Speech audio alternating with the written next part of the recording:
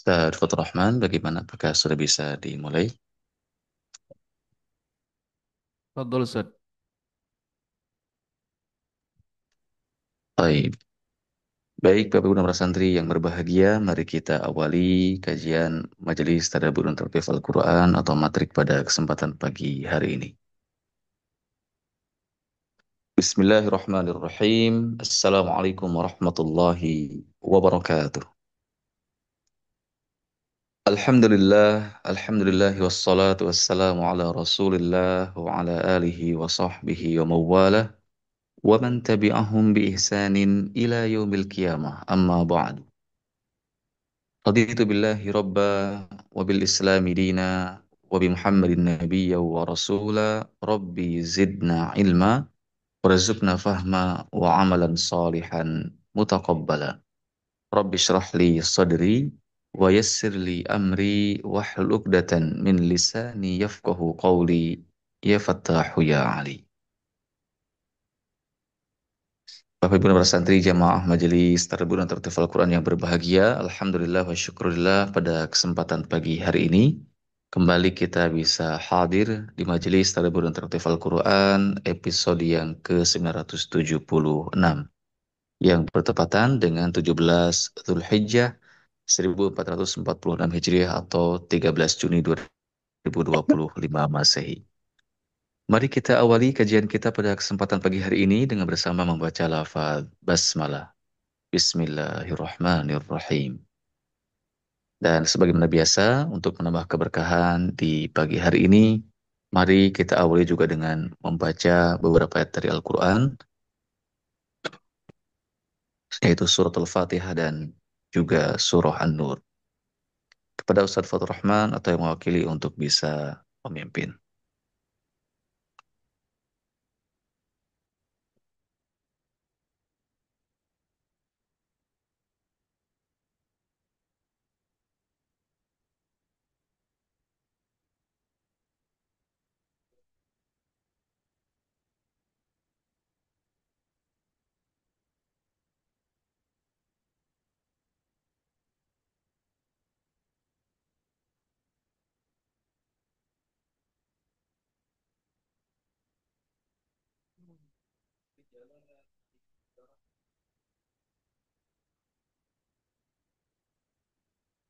أعوذ بالله من الشيطان الرجيم.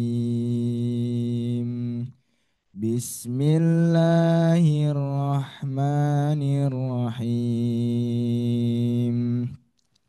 الحمد لله رب العالمين. الرحمن الرحيم. مالك يوم الدين. إياك نعبد وإياك نستعين. اهدنا الصراط المستقيم. صراط الذين أنعمت عليهم غير المغضوب عليهم ولا الضالين.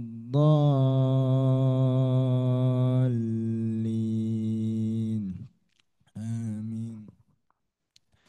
رجال لا تلهيهم تجارة ولا بيع عن ذكر الله وإقام الصلاة وإيتاء الزكاة يخافون يوما تتقلب فيه القلوب والأبصار ليجزيهم الله أحسن ما عملوا ويزيدهم من فضله والله يرزق من يشاء بغير حساب. والذين كفروا أعمالهم كسراب بقيعة يحسبه الظمآن ماء إذا جاءه لم يجده شيئا ووجد الله عنده فوفاه حسابه والله سريع الحساب أو كظلمات في بحر لجي يغشاه موج من فوقه موج من فوقه سحاب ظلمات بعدها فوق بعد إذا أخ إذا أخرج يده لم يكد يراها ومن لم يجعل الله له نورا فما له من نور ألم تر أن الله يسبح له من في السماوات والأرض والطير صافات كل قد علم صلاته وتسبيحه والله عليم بما يفعلون ولله ملك السماوات والأرض وإلى الله المصير ألم تر أن الله يجزي سحابا ثم يؤلف بينه ثم يجعله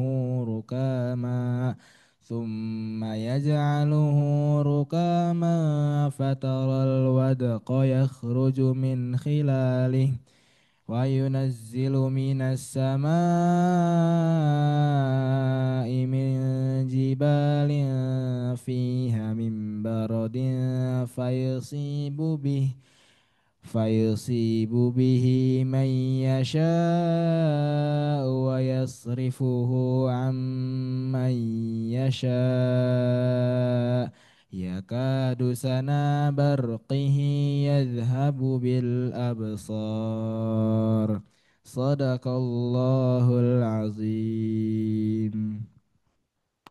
صدق الله العظيم وصدق رسوله الكريم ونحن على ذلك من الشاهدين والشاكرين والحمد لله رب العالمين. Alhamdulillah, tapi benar santri yang berbahagia, sudah kita baca bersama suratul Fatihah dan juga beberapa ayat dari surah An-Nur. Mudah-mudahan kelak menjadi syafi'an li ashabihi dan juga tentunya menambah keberkahan di pagi hari ini insyaallah. Pagi hari ini dari Musyrif atau Musyrifah, apakah sudah ada yang bersedia untuk menyampaikan hasil tadaburnya? Insya Allah akan disampaikan oleh Ana Ustaz. Dengan siapa? Najmi.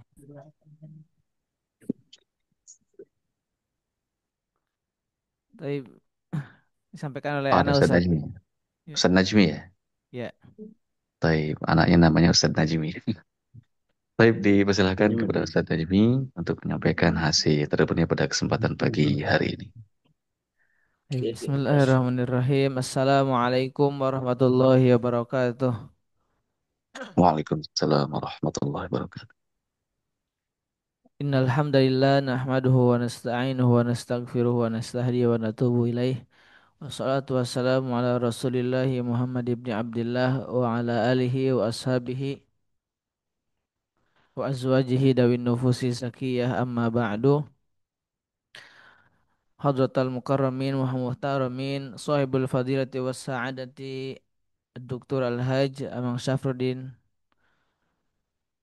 wa kadzalika Al-Hajjah Suryanti wal asatid wal ustazat hadirin wal hadirat muda tullab talibat rahimani wa rahimakumullah. Insyaallah di pagi yang penuh dengan keberkahan ini sebagaimana yang disabdakan oleh Rasulullah sallallahu alaihi wasallam, Allahumma barik li ummati fi bukuriha. Izinkan kami untuk menyampaikan hasil tadabbur yang insyaallah pada kesempatan kali ini bertepatan di ayat Quran Surah An-Nur ayat 63. Sebelumnya kami akan membacakan terlebih dahulu ayatnya. A'udzu billahi minasy syaithanir rajim. لا تجعلوا دعاء الرسول بينكم كدعاء بعضكم بعضا قد يعلم الله الذين يتسللون منكم لواذا فليحذر الذين يخالفون فليح فليحذر الذين يخالفون عن أمره أن تصيبهم فتنة أو تصيبهم عذاب أليم. Sadaqallahul azim. Artinya, la taj'alu du'a ar-rasuli bainakum ka du'ai ba'dikum ba'da. Janganlah kalian menjadikan panggilan Rasul, yaitu Nabi Muhammad SAW di antara kamu sekalian seperti panggilan sebagian kamu terhadap sebagian yang lain. Sungguh Allah mengetahui orang-orang yang keluar secara sembunyi-sembunyi di antara kamu sekalian dengan berlindung kepada kawannya. Qad ya'lamullahu allazina yatasallaluna minkum liwadha. Falyahdharil ladzina yukhalifuna an amrihi an tusibahum fitnatun aw tusibahum azabun alim. Maka hendaklah orang-orang yang menyalahi perintah Rasulnya takut akan mendapatkan cobaan atau ditimpa azab yang pedih. Hadirin rahimakumullah, ya. Dalam ayat ini ya masih ada kaitannya dengan ayat sebelumnya, yaitu tentang adab terhadap Rasulullah Shallallahu Alaihi Wasallam atau mungkin adab terhadap sebuah majelis ilmu. Di sini Allah Subhanahu Wa Taala menyampaikan dan menjelaskan kepada umat Nabi Muhammad Shallallahu Alaihi Wasallam, khususnya umat terdahulu dan umumnya buat kita semuanya, bagaimana gambaran ya eh, orang pada zaman Nabi Muhammad SAW.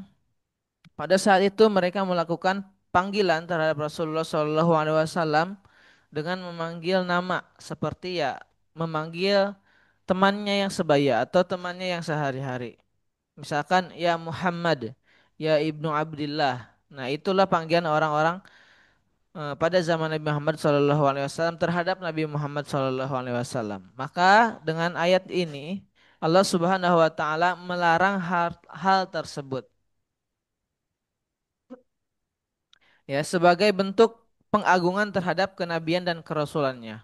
Maka pada saat itu orang-orang ya, atau para sahabat Nabi mengganti panggilannya dengan ungkapan ya Rasulullah, ya Nabi Allah.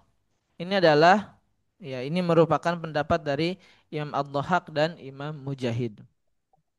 Kemudian Imam Muqatil juga berpendapat bahwa maksud dari la taj'alu du'a ar-rasuli ka du'a ba'dikum ba'dha itu maksudnya adalah jangan menyebutkan nama beliau ya apabila memanggilnya. Jadi jangan seperti tadi ya, ya Muhammad atau ya Ibnu Abdillah dan yang lain sebagainya. Akan tetapi muliakanlah dengan memanggilnya misalkan ya Nabi Allah, ya Rasulullah. Itu dengan panggilan yang mulia. Begitu juga pendapat dari Malik ya mengatakan dari Zaid bin Aslam bahwa ayat ini merupakan perintah Allah Subhanahu wa taala kepada mereka yaitu maksudnya adalah umatnya untuk memuliakan Rasulullah Shallallahu alaihi wasallam. Ya, ini merupakan adab atau etika berbicara dengan Rasulullah Shallallahu alaihi wasallam. Ya, adapun kontekstualisasinya di zaman sekarang ya, mungkin karena Nabi Muhammad SAW sudah wafat, akan tetapi para pewaris-pewarisnya itu masih ada. Siapa para pewaris-pewaris para nabi? Itu mereka para ulama. Maka sudah seyogianya kita memuliakan para ulama diantaranya yaitu dengan memanggil dengan panggilan yang sangat mulia. Misalkan manggilnya dengan nama ustaz misalkan atau kiai Iya. atau syekh dan lain sebagainya. Itulah panggilan-panggilan mulia yang harus kita lakukan ketika memanggil para pewaris para nabi, yaitu adalah al-ulama. Selanjutnya, adapun pendapat yang kedua, maksudnya adalah pendapat dari ayat la taj'alu du'a ar-rasuli ba'dukum la taj'alu du'a ar-rasuli bainakum ka du'a ba'dikum ba'da. Maksudnya adalah janganlah kalian mengira bahwa doa ya. Jadi doa di sini adalah doa Rasulullah adalah doa seperti orang biasa. Ketahuilah bahwa doa Rasulullah Shallallahu Alaihi Wasallam itu adalah doa yang mustajab. Artinya doa Rasulullah Shallallahu Alaihi Wasallam itu berbeda dengan doa orang biasa. Ya, artinya doa mungkin kalau doa orang biasa bisa dikabulkan, bisa enggak, atau bisa dikabulkan atau bisa ditunda. Akan tetapi doa Rasulullah Shallallahu Alaihi Wasallam adalah doa yang pasti diijabah. Salah satunya mungkin doa yaitu terkait dengan ya yang sering kita dengar, Allahumma barik li ummati fi bukuriha. Maka ketika seseorang yang melakukan atau mengisi waktu paginya dengan kebaikan-kebaikan ya dengan hal-hal yang positif, maka Allah akan memberikan barokah kepada kehidupannya. Lalu apa sih definisi dari barokah itu ya? Barokah itu bukan hanya tidak bisa diukur dengan berupa materi, uang atau yang lain sebagainya. Sebagaimana para ulama menyampaikan bahwasanya definisi dari barokah itu adalah ziyadatul khair, bertambahnya kebaikan. Ya, sekali lagi kebaikan itu tidak hanya berupa uang, bisa jadi kebaikan itu adalah sebuah ketenangan, kesehatan dan yang lain sebagainya. Itu adalah barokah. Artinya ziyadatul khair. Terlebih lagi ketika keberkahan itu bisa dinilai bagaimana meningkatnya ya kebaikan dalam diri kita, khususnya dalam beribadah kepada Allah Subhanahu wa taala. Ya. Selanjutnya, qad ya'lamullahu alladzi qad ya'lamullahu alladzina yatasallaluna minkum liwada. Sungguh Allah mengetahui ya orang-orang yang keluar secara sembunyi-sembunyi di antara kamu dan berlindung ya di kepada atau di belakang temannya. Maksudnya adalah sebagaimana yang disampaikan oleh Muqatil bin Hayyan menyampaikan bahwa yang dimaksud dari ayat ini adalah orang-orang yang maksudnya keluar secara sembunyi-sembunyi ya di belakang temannya itu adalah orang-orang munafik. Nah, orang-orang munafik pada zaman Rasulullah Shallallahu Alaihi Wasallam itu ya sangat sulit bagi mereka untuk tidak berbicara pada hari Jumat. Maksudnya adalah ketika khutbah Jumat. Jadi maksudnya adalah ketika khutbah Jumat kita itu diwajibkan untuk mendengarkan ya, menyimak dan tidak berbicara. Bahkan mengingatkan atau menyebutkan kepada temannya, diamlah saja misalkan idza qulta li sahibika ansit wal imamu yakhtub faqad laghauta. Ya, apabila kamu menyebutkan atau mengingatkan temanmu untuk ansit, untuk diam, sedangkan imam sedang berkhutbah, faqad laghauta. Engkau sudah mengabaikan atau engkau sudah lalai. Artinya, orang-orang munafik itu ketika disuruh atau diminta untuk diam ketika khutbah Jumat sedang berlangsung, mereka gak bisa, ya, gak bisa diam. Maka apa yang dilakukan? Ya, mereka senantiasa mencari perlindungan di belakang sahabat Nabi yang lain. Artinya mereka berbicara secara sembunyi-sembunyi di belakang sahabat Nabi yang lain.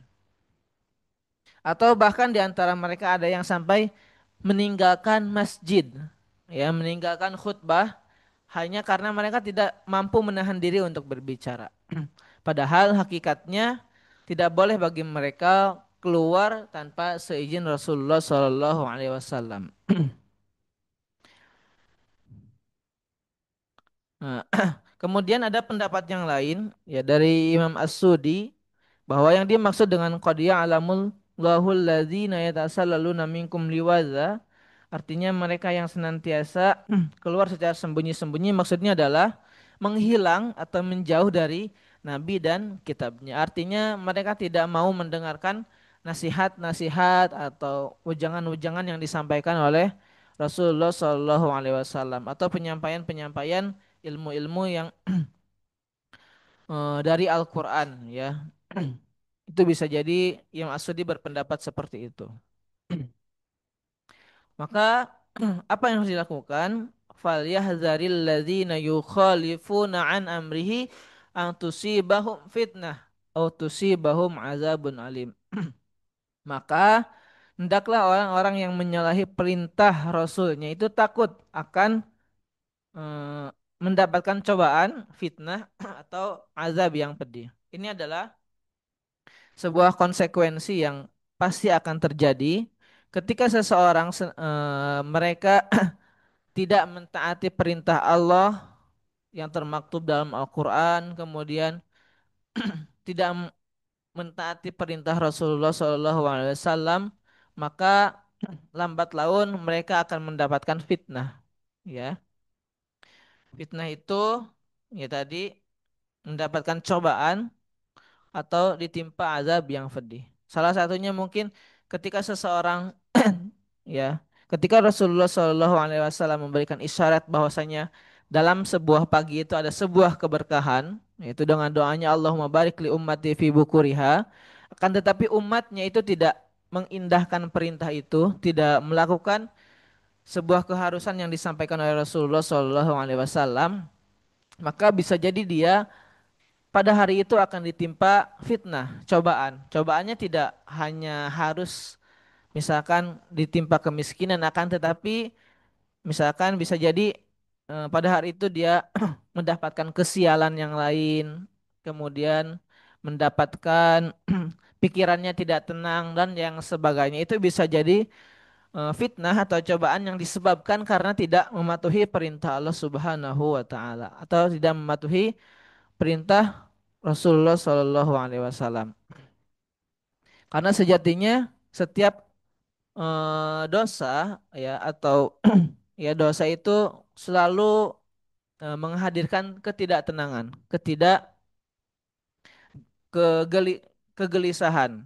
Sebagaimana yang disampaikan oleh Rasulullah Shallallahu Alaihi Wasallam dalam sebuah hadis, wal ismu ma haka fi nafsika wa karihta tali alaihin nas. Dan dosa itu ya, perlakuan dosa itu atau melakukan sesuatu yang membuat dosa itu ma haka fi nafsika. Apa yang membuat hati kita itu senantiasa gelisah, tidak tenang, ya. Selalu dipenuhi dengan rasa misalkan kekhawatiran, ya. Wakarihta tali alaihin nas dan engkau merasa tidak tenang ya ketika sesuatu yang kau lakukan itu dilihat oleh orang lain. Maka kita harus nantiasa takut dari tidak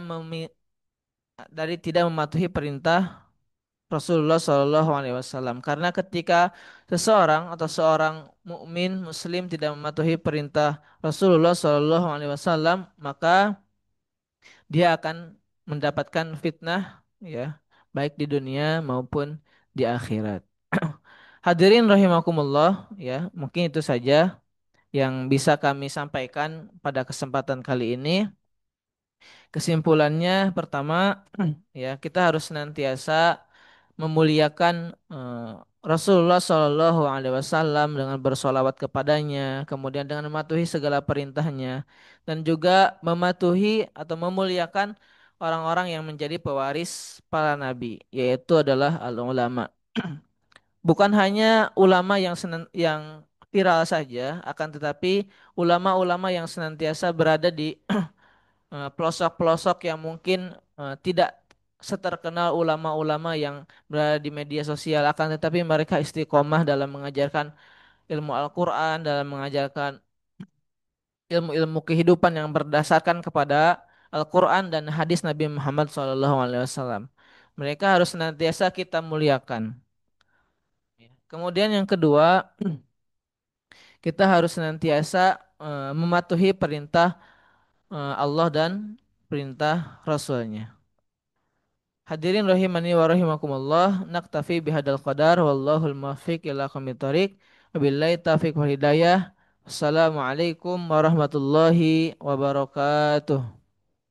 Waalaikumsalam warahmatullahi wabarakatuh. Jazakallahu khairan kepada Ustaz Najmi yang telah membacakan hasil tadabburnya pada kesempatan pagi hari ini. Bapak Ibu pesantren yang berbahagia, selanjutnya mari kita simak pembacaan Sirah Nabawiyah yang akan dibacakan oleh Ustaz Fathur Rahman. Kepadanya dipersilakan.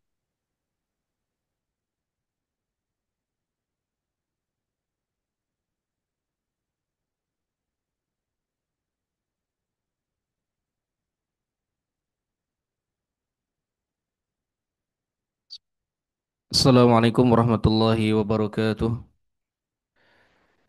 Waalaikumsalam. Alhamdulillahilladzi hadana lihadza wa ma kunna linahtadiya laula an hadana Allah.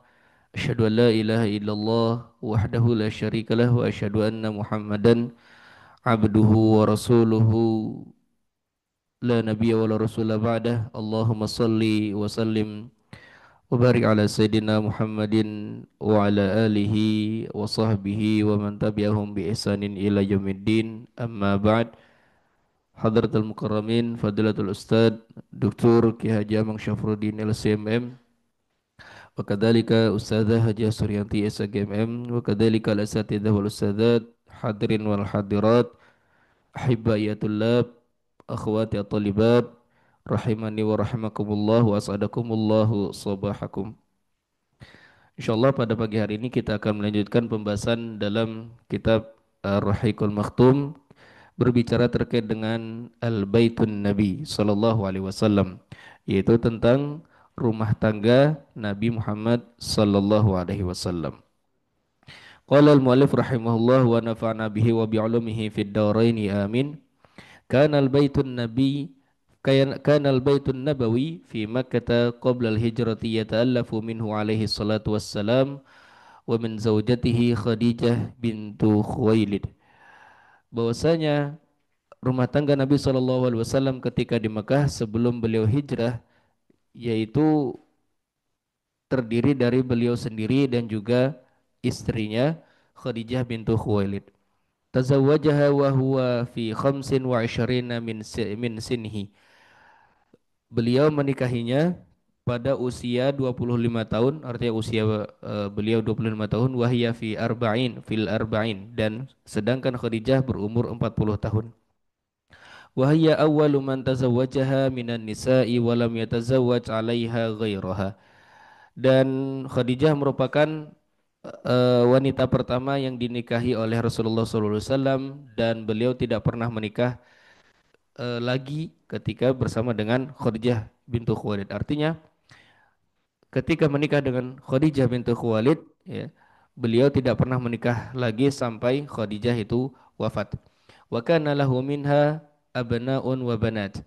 Dan dari pernikahan beliau dengan Khadijah itu eh, lahirlah beberapa anak laki-laki dan juga perempuan. Amal abna falam ya'ish minhum ahadun. Adapun anak laki-lakinya tidak ada yang hidup, ya, sama sekali. Artinya semua wafat di usia yang masih bayi, ya. Artinya yang masih apa namanya, masih bayi sudah Allah panggil gitu, sudah wafat.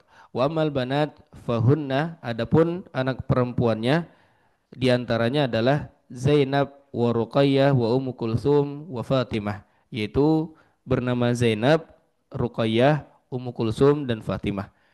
Fa amma Zainab fatazawwajaha qabla al-hijrati eh, ibnu khalatiha Abul As ibn Ar-Rabi'. Adapun Zainab itu dinikahi oleh anak dari bibinya, sebelum terjadinya hijrah, yaitu dinikahi oleh Abul As bin Ar-Rabi'. Wa amma Ruqayyah wa Ummu Kulthum faqad tazawwajahuma Utsman bin Affan radhiyallahu anhu al-wahidah ba'dal ukhra. Adapun Ruqayyah dan Ummu Kulthum itu dinikahi oleh Utsman bin Affan radhiyallahu anhu, namun bukan secara sekaligus, namun satu persatu. Jadi pertama menikahi Ruqayyah, dan kemudian Ruqayyah wafat, dan kemudian menikahi Ummu Kulsum. Jadi dua putri Nabi SAW itu dinikahi Utsman bin Affan, namun secara apa namanya berlanjut ya. Jadi bukan secara sekaligus ya. Karena di dalam Al-Qur'an itu dilarang menikahi dua saudara perempuan itu ataupun ya dua perempuan yang bersaudara itu sekaligus untuk dinikahi itu tidak boleh. Ya, jadi maka eh, ketika Utsman bin Affan menikahi Ruqayyah dan kemudian Ruqayyah wafat maka baru dia menikahi Ummu Kulsum seperti itu. Wa amma Fatimah fatazawwajaha Ali bin Abi Thalib baina Badar wa Uhud. Adapun Fatimah itu dinikahi oleh Ali bin Abi Thalib apa namanya di antara Badar dan Uhud, artinya di antara dua peristiwa tersebut. Wa minha kana Al Hasan wal Husain wa Zainab wa Ummu Kulsum. Dan adapun dari pernikahan mereka Fatimah dan Ali bin Abi Thalib itu melahirkan Hasan, Husain, Zainab dan juga Ummu Kulsum. Wa ma'lumun anna Nabi sallallahu alaihi wasallam kana mumtazan an ummatihi bi hali tazawwuj bi akthar min arba'i zawjatin li aghradin katsirah. Dan diketahui bahwasanya Nabi sallallahu alaihi wasallam memiliki hal yang spesial untuk dirinya sebagai seorang nabi dengan dihalalkannya untuk memperistri ataupun menikah dengan lebih dari 4 perempuan. Ya, artinya 4 wanita. Artinya boleh memiliki lebih dari 4 istri li aghradin katsirah dengan tujuan yang banyak. Artinya mempunyai tujuan ataupun mempunyai gharad ya. Ada tujuan yang banyak ya dengan berbagai tujuannya gitu. Fakana adadun min fakana adadun man aqada alaihina thalatha asyrata imra'atan. Dan yang tercatat yang dinikahi oleh beliau itu sebanyak 13 wanita ataupun ya 13 istri beliau yang tercatat.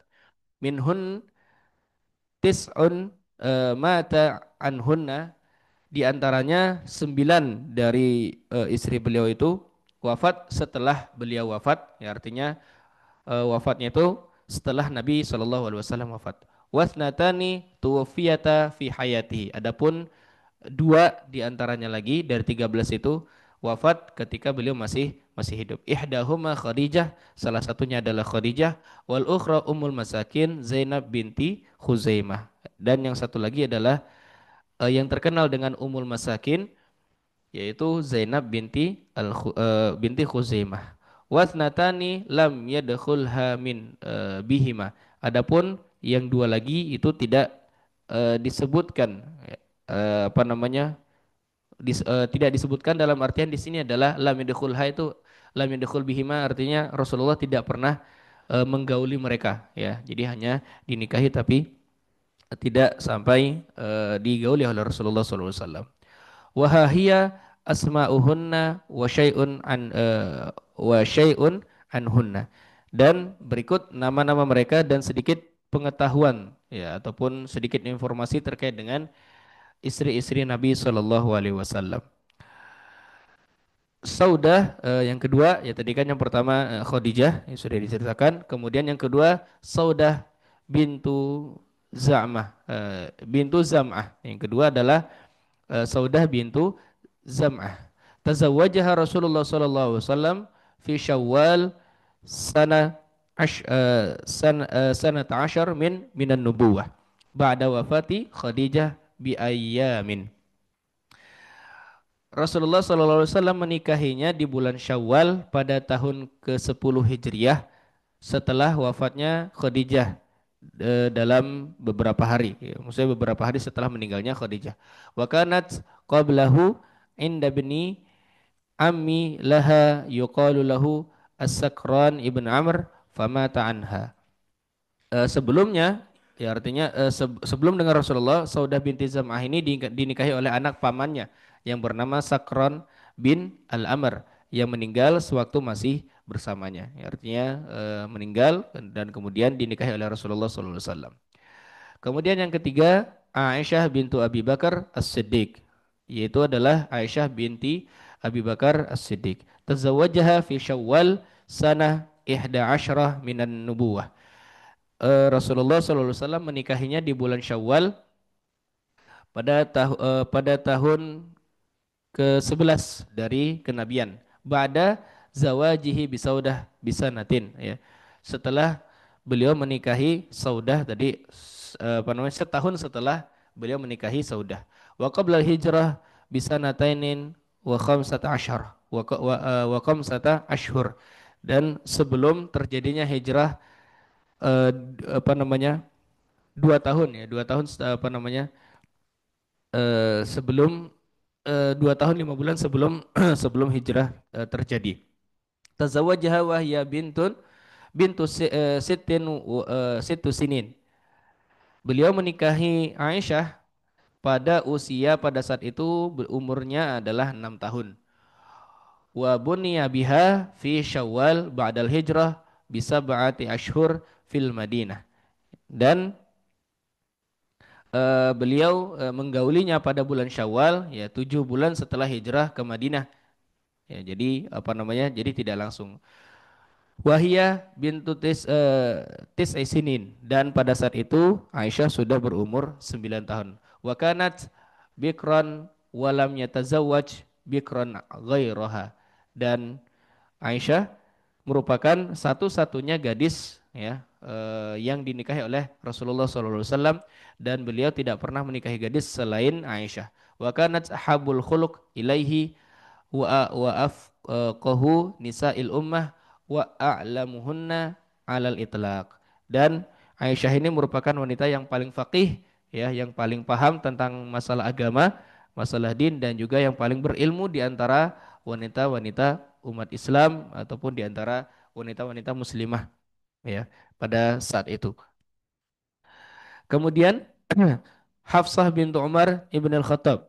Yang keempat adalah Hafsah binti Umar bin Khattab.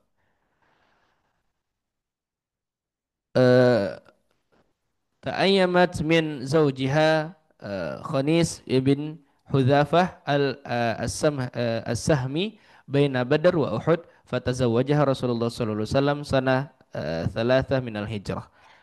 Yang berikutnya yaitu adalah Hafsah binti Umar bin Khattab, bahwasanya dia ditinggal wafat oleh suaminya yaitu Khumais binti Hudzaifah As-Sahmi pada waktu antara perang Badar dan Uhud, dan kemudian dinikahi oleh Rasulullah SAW pada tahun ketiga Hijriah. Jadi sahabat-sahabatnya yaitu sahabat Nabi SAW Abu Bakar radhiyallahu anhu dan juga Umar bin Khattab radhiyallahu anhu, mereka berdua merupakan apa? Merupakan mertua ya dari Nabi Shallallahu Alaihi Wasallam. Dan kemudian Utsman bin Affan dan juga Ali bin Abi Thalib dua-duanya merupakan menantu dari Nabi Shallallahu Alaihi Wasallam. Jadi begitulah beliau mempererat tali silaturahim ya, tali persaudaraan di antara beliau bersama dengan para sahabat-sahabat Nabi, yaitu khususnya dengan 4 khulafaur rasyidin. Kemudian Zainab binti Khuzaimah min Bani Hilal ibn Amir ibn Sa'sa'ah. Berikutnya yaitu Zainab binti Khuzaimah, keturunan dari Bani Al-Hilal bin Amr bin Amir bin Sa'sa'ah. Wa kanat tusama Ummul Masakin, dan dia dijuluki sebagai Ummul Masakin ataupun ibunya orang-orang miskin. Lirahmatiha iyahum wariqatiha alaihim. Dinamakan Ummul Masakin karena kemurahan dan juga kasih sayangnya ya. Apa namanya, Ummul Masakin ini terkenal dengan kasih sayangnya terhadap orang-orang miskin ya, pedulinya terhadap dengan orang-orang miskin, simpatik ya. Kanat tahta Abdullah bin Jahash. Sebelumnya ia dinikahi oleh Abdullah bin Jahash fashtashhada fi Uhudin, yang mana dia wafat ataupun syahid di perang Uhud. Fatazawwajaha Rasulullah sallallahu alaihi wasallam sanatu arba'ah minal hijrah. Dan kemudian Rasulullah sallallahu alaihi wasallam menikahinya pada tahun keempat Hijriah. Matat ba'da zawaji bi syahraini au salasat ashhur. Dan kemudian beliau wafatnya Zainab ini wafat 2 sampai 3 bulan setelah pernikahannya dengan Nabi Shallallahu Alaihi Wasallam ya, menyusul suami beliau yang pertama. Kemudian Ummu Salamah Hindun bintu Abi Umayyah. Yang berikutnya adalah Ummu Salamah Hindun binti Abu Umayyah. Kanat tahta Abi Salamah. Sebelumnya dia dinikahi oleh Abu Salamah famata anha fi Jumadal Ukhra sana arba'ah minal hijrah. Yang kemudian Abu Salamah itu wafat pada bulan Jumadil Akhir pada tahun keempat Hijriah. Fatazawwajaha Rasulullah sallallahu alaihi wasallam fi Syawal min nafsis sanah. Dan kemudian Rasulullah sallallahu alaihi wasallam menikahinya di bulan Syawal di tahun yang pertama. Tapi ya mungkin sampai di sini dulu untuk pembahasan beberapa istri Nabi Shallallahu Alaihi Wasallam. Insya Allah kita akan lanjutkan di pertemuan berikutnya untuk pembahasan dari istri-istri Nabi Shallallahu Alaihi Wasallam. Ya, namun yang perlu kita garis bawahi adalah bahwasanya tujuan utama dari Rasulullah SAW menikahi istri-istri beliau adalah bukan sekedar untuk nafsu belaka, namun itu merupakan apa? Untuk adanya tujuan-tujuan tertentu, adanya tujuan-tujuan yang begitu banyak, yang semua itu berkaitan dengan syariat Islam, yang berkaitan dengan agama Islam tentunya. Wallahu muwaffiq ila muthariq. Wassalamualaikum warahmatullahi wabarakatuh. Waalaikumsalam warahmatullahi wabarakatuh. Jazakallahu khair Ustaz atas pembacaan hadis dari kitab Sirah Nabawiyah dari kitab Ar-Rahiqil Maktum pada kesempatan pagi hari ini. Bapak Ibu dan para santri yang berbahagia, selanjutnya mari kita simak bersama kajian Tadabbur Al-Quran, Tadabbur Surah An-Nur yang insya Allah akan disampaikan dan juga dibimbing oleh guru kita semua, Fadilul Ustaz Dr. Kiai Haji Amal Syafruddin LCMM Hafidhullah. Kepadanya kami persilahkan. Cek, satu, dua. Assalamualaikum.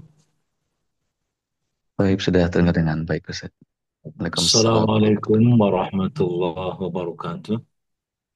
wabarakatuh. Waalaikumsalam warahmatullahi wabarakatuh. Alhamdulillahilladzi anzala ala abdihi alkitaba wa lam yaj'al lahu 'iwaja qayyima liyunzira ba'san shadidan min ladunhu wa yubashshira al-mu'minina alladhina ya'maluna as-salihat anna lahum ajran hasanah makithina fihi abada. نسألك اللهم يا ربنا بأننا نشهد أنك أنت الله لا إله إلا أنت الواحد الأحد الصمد لم يلد ولم يولد ولم يكن له كفوا أحد كما نشهد أن محمدا صلى الله عليه وسلم عبدك ونبيك ورسولك.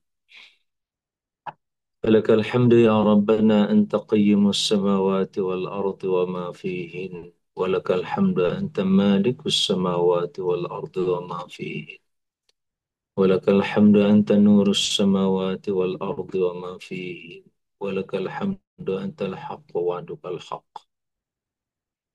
وقولك الحق ولقاؤك حق والجنة حق والنار حق والنبيون حق ومحمد صلى الله عليه وسلم حق والساعة حق. فلك يا ربنا أسلمنا وبك آمنا وإليك آنبنا وعليك توكلنا وبك خاصمنا وإليك حاكمنا فاغفر لنا يا رب ولوالدينا وارحمهم كما ربونا صغارا واغفر لنا ولأزواجنا وأولادنا وذرياتنا وطلابنا وطالباتنا وإخواتنا وأخواتنا ولجميع أمة محمد صلى الله عليه وسلم. اغفر لنا ما قدمنا وما أخرنا وما أسررنا وما أعلنا وما أنت أعلم به منا. أنت المقدم أنت المؤخر لا إله إلا أنت سبحانك إني كنت من الظالمين. ربنا ظلمنا أنفسنا وإن لم تغفر لنا وترحمنا لنكونن من الخاسرين. اللهم إنا عبادك وإيماؤك أبناء وبنات عبادك وإيمائك نواصينا بيدك ماض فينا حكمك عدل فينا قضاؤك نسألك اللهم يا رب بكل اسم هو لك سميت به نفسك أو أنزلته في كتابك أو علمته أحدا من خلقك أو استأثرت به في العلم الغيب عندك أن تجعل القرآن ربيع قلوبنا ونور صدورنا وذهاب أحزاننا وجلاء همومنا وغمومنا فارحمنا يا ربنا بالقرآن واجعله لنا إماما ونورا وهدى ورحمة فذكرنا يا رب منه ما نسينا وعلمنا منه ما جهلنا وارزقنا تلاوته آناء الليل وآناء النهار واجعله حجة لنا لا حجة علينا يا أرحم الراحمين وارزقنا يا ربنا تلاوته وتدبره وتطبيقه والدعوة إليه وحفظه آناء الليل وآناء النهار واجعله حجة لنا وشفيعا لنا لا حجة علينا يا مجيب السائلين وصل اللهم على سيدنا محمد وعلى آله وصحبه وسلم النبي الأمي وعلى آله وصحبه وسلم تسليما عدد ما أحاط به علمك وخط به قلمك وأحصاه كتابك وارض اللهم عن ساداتنا أبي بكر وعمر وعثمان وعلي وعن الصحابة أجمعين وعن التابعين وتابعيهم بإحسان إلى يوم الدين كما صليت على سيدنا إبراهيم وعلى آل سيدنا إبراهيم وبارك على سيدنا محمد وعلى آل سيدنا محمد كما باركت على سيدنا إبراهيم وعلى آل سيدنا إبراهيم في العالمين إنك حميد مجيد والحمد لله رب العالمين عباد الله أوصي نفسي وإياكم بتقوى الله فقد فاز المتقون قال الله عز وجل أعوذ بالله من الشيطان الرجيم يا أيها الذين آمنوا اتقوا الله حق تقاته ولا تموتن إلا وأنتم مسلمون Sadaqallahul Azim, hamba-hamba Allah, jemaah Madrik, Majelis Tadabbur Interaktif, Hafidhakumullah. Mudah-mudahan senantiasa dijaga Allah Subhanahu wa Ta'ala bil iman, dengan keimanan, penjagaan dengan keimanan, terutama iman kepada Allah Subhanahu wa Ta'ala, kemudian iman kepada para malaikat Allah, seluruh kitab Allah, seluruh para nabi dan para rasul Allah, keimanan kepada hari kiamat dan juga keimanan kepada qada dan qadar. Ini merupakan perangkat-perangkat cara Allah menjaga dan melindungi kita. Dengan iman pada Allah dipastikan la khaufun alaihim wa lahum yahzanun. Ya, seharusnya seorang mukmin yang benar-benar beriman kepada Allah tidak pernah akan tersentuh oleh ketakutan. Rasa takut pasti ada, tapi ketakutan yang bukan pada tempatnya, apalagi yang berlebihan, jelas merupakan ketakutan yang sangat-sangat tidak diperlukan ya dalam kehidupan kita, bahkan cenderung berbahaya dalam kehidupan kita. Begitu halnya dengan kesedihan, walahum yahzanun. Sehingga Pak Hendro saya sering sampaikan, ini bisa menjadi alat ukur. Ya, kalau saya secara pribadi masih suka sedih, misalkan apalagi sedih dengan urusan dunia, begitu halnya hati ini masih ada ketakutan-ketakutan dengan urusan-urusan dunia. Takut nggak makan, takut nggak minum, takut kekurangan A, B, C, D, dan lain sebagainya. Pastikan keimanan saya tentu saja belum sesuai dengan apa yang dikehendaki Allah Azza wa Jalla. Karena Allah tidak menghendaki keimanan pada kita kecuali keimanan yang bisa ya mengatasi seluruh kesedihan dan ketakutan kita. Nah, seperti itulah kita membaca dan memahami kitabullah melalui tadabbur ini. Nah, dengan demikian masyarakat muslimin, dengan iman kepada Allah Azza wa Jalla, Allah menjaga diri kita. Allah melindungi kita dari hal-hal yang seringkali menyedihkan atau menakutkan kita. Begitu halnya iman kepada para malaikat Allah juga ya akan menjaga kita ya dari kesendirian, walaupun kita seluruh alam dan dunia ini cuma kita sendiri yang beriman. Jangan khawatir, kita didampingi oleh malaikat yang tidak terhitung jumlahnya. Ya, tidak terhitung jumlahnya, sulit ya kalkulator kita, apalagi termasuk komputer kita menghitung jumlah para malaikat. Ya, karena kalau kita meletakkan tangan sebesar begini saja di langit, ya, di atas langit yang kita lihat itu nggak ada tempat yang kosong buat satu tangan kita seperti ini, melainkan di situ pasti ada malaikat. Nah, masyarakat muslimin, begitu halnya iman kepada kitabullah, ya. Saya sering menyampaikan bahwa iman kepada kitabullah, khususnya Al-Quranul Karim, adalah bukan seperti kita beriman pada buku-buku yang kita baca. Iman kepada Allah yang ditindaklanjuti dengan membacanya, mentadaburkannya, kemudian juga menguasai kandungannya, kemudian mengimplementasi dan melaksanakannya, langsung didampingi Allah Subhanahu wa taala. Inilah perasaan ya, kita merasakan didampingi Allah, dibersamai Allah, itu yang seringkali terlalaikan dari kehidupan kita.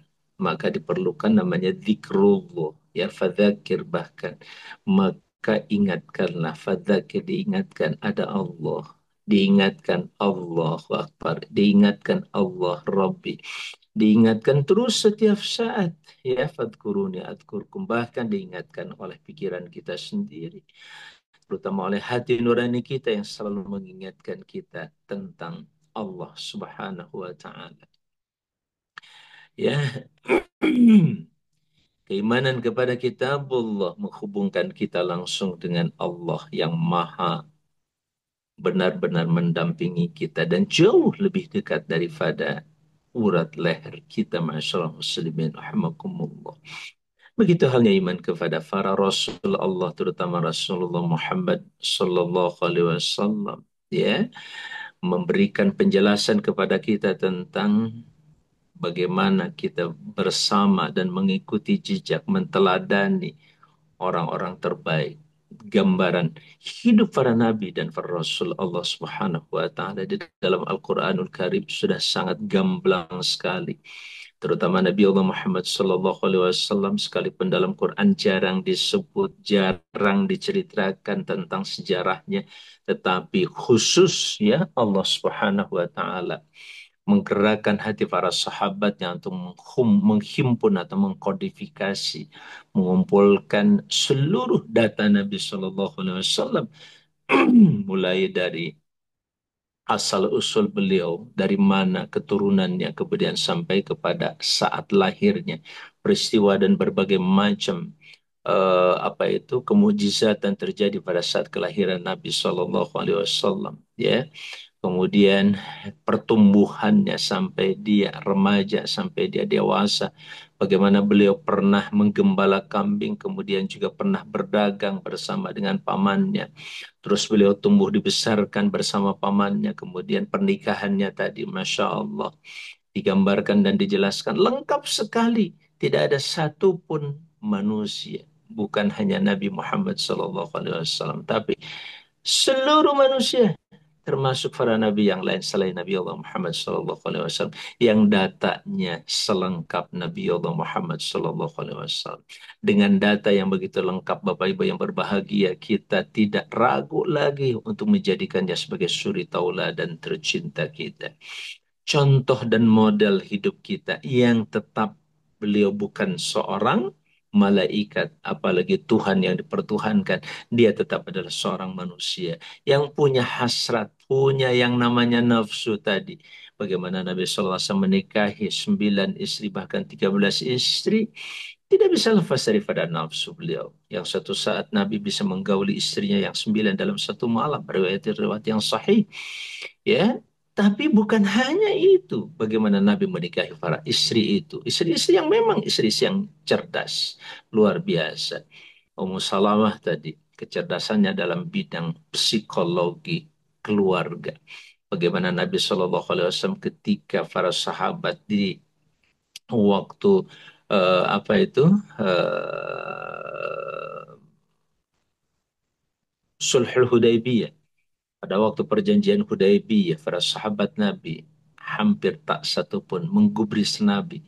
Ketika Nabi memerintahkan kepada mereka untuk menyembelih kurbannya dan mencukur rambutnya, tak satu pun melakukannya. Kata Ummu Salamah, ya Rasulullah, tidakkah kau cukur dulu? Ya, engkau sendiri yang mencukur, kemudian menyembelih kurban. Ya, maka Nabi pun mengikuti saran istrinya, psikologi keluarga luar biasa dan sekaligus psikologi kepemimpinan. Akhirnya para sahabat pun mengikuti Rasulullah SAW.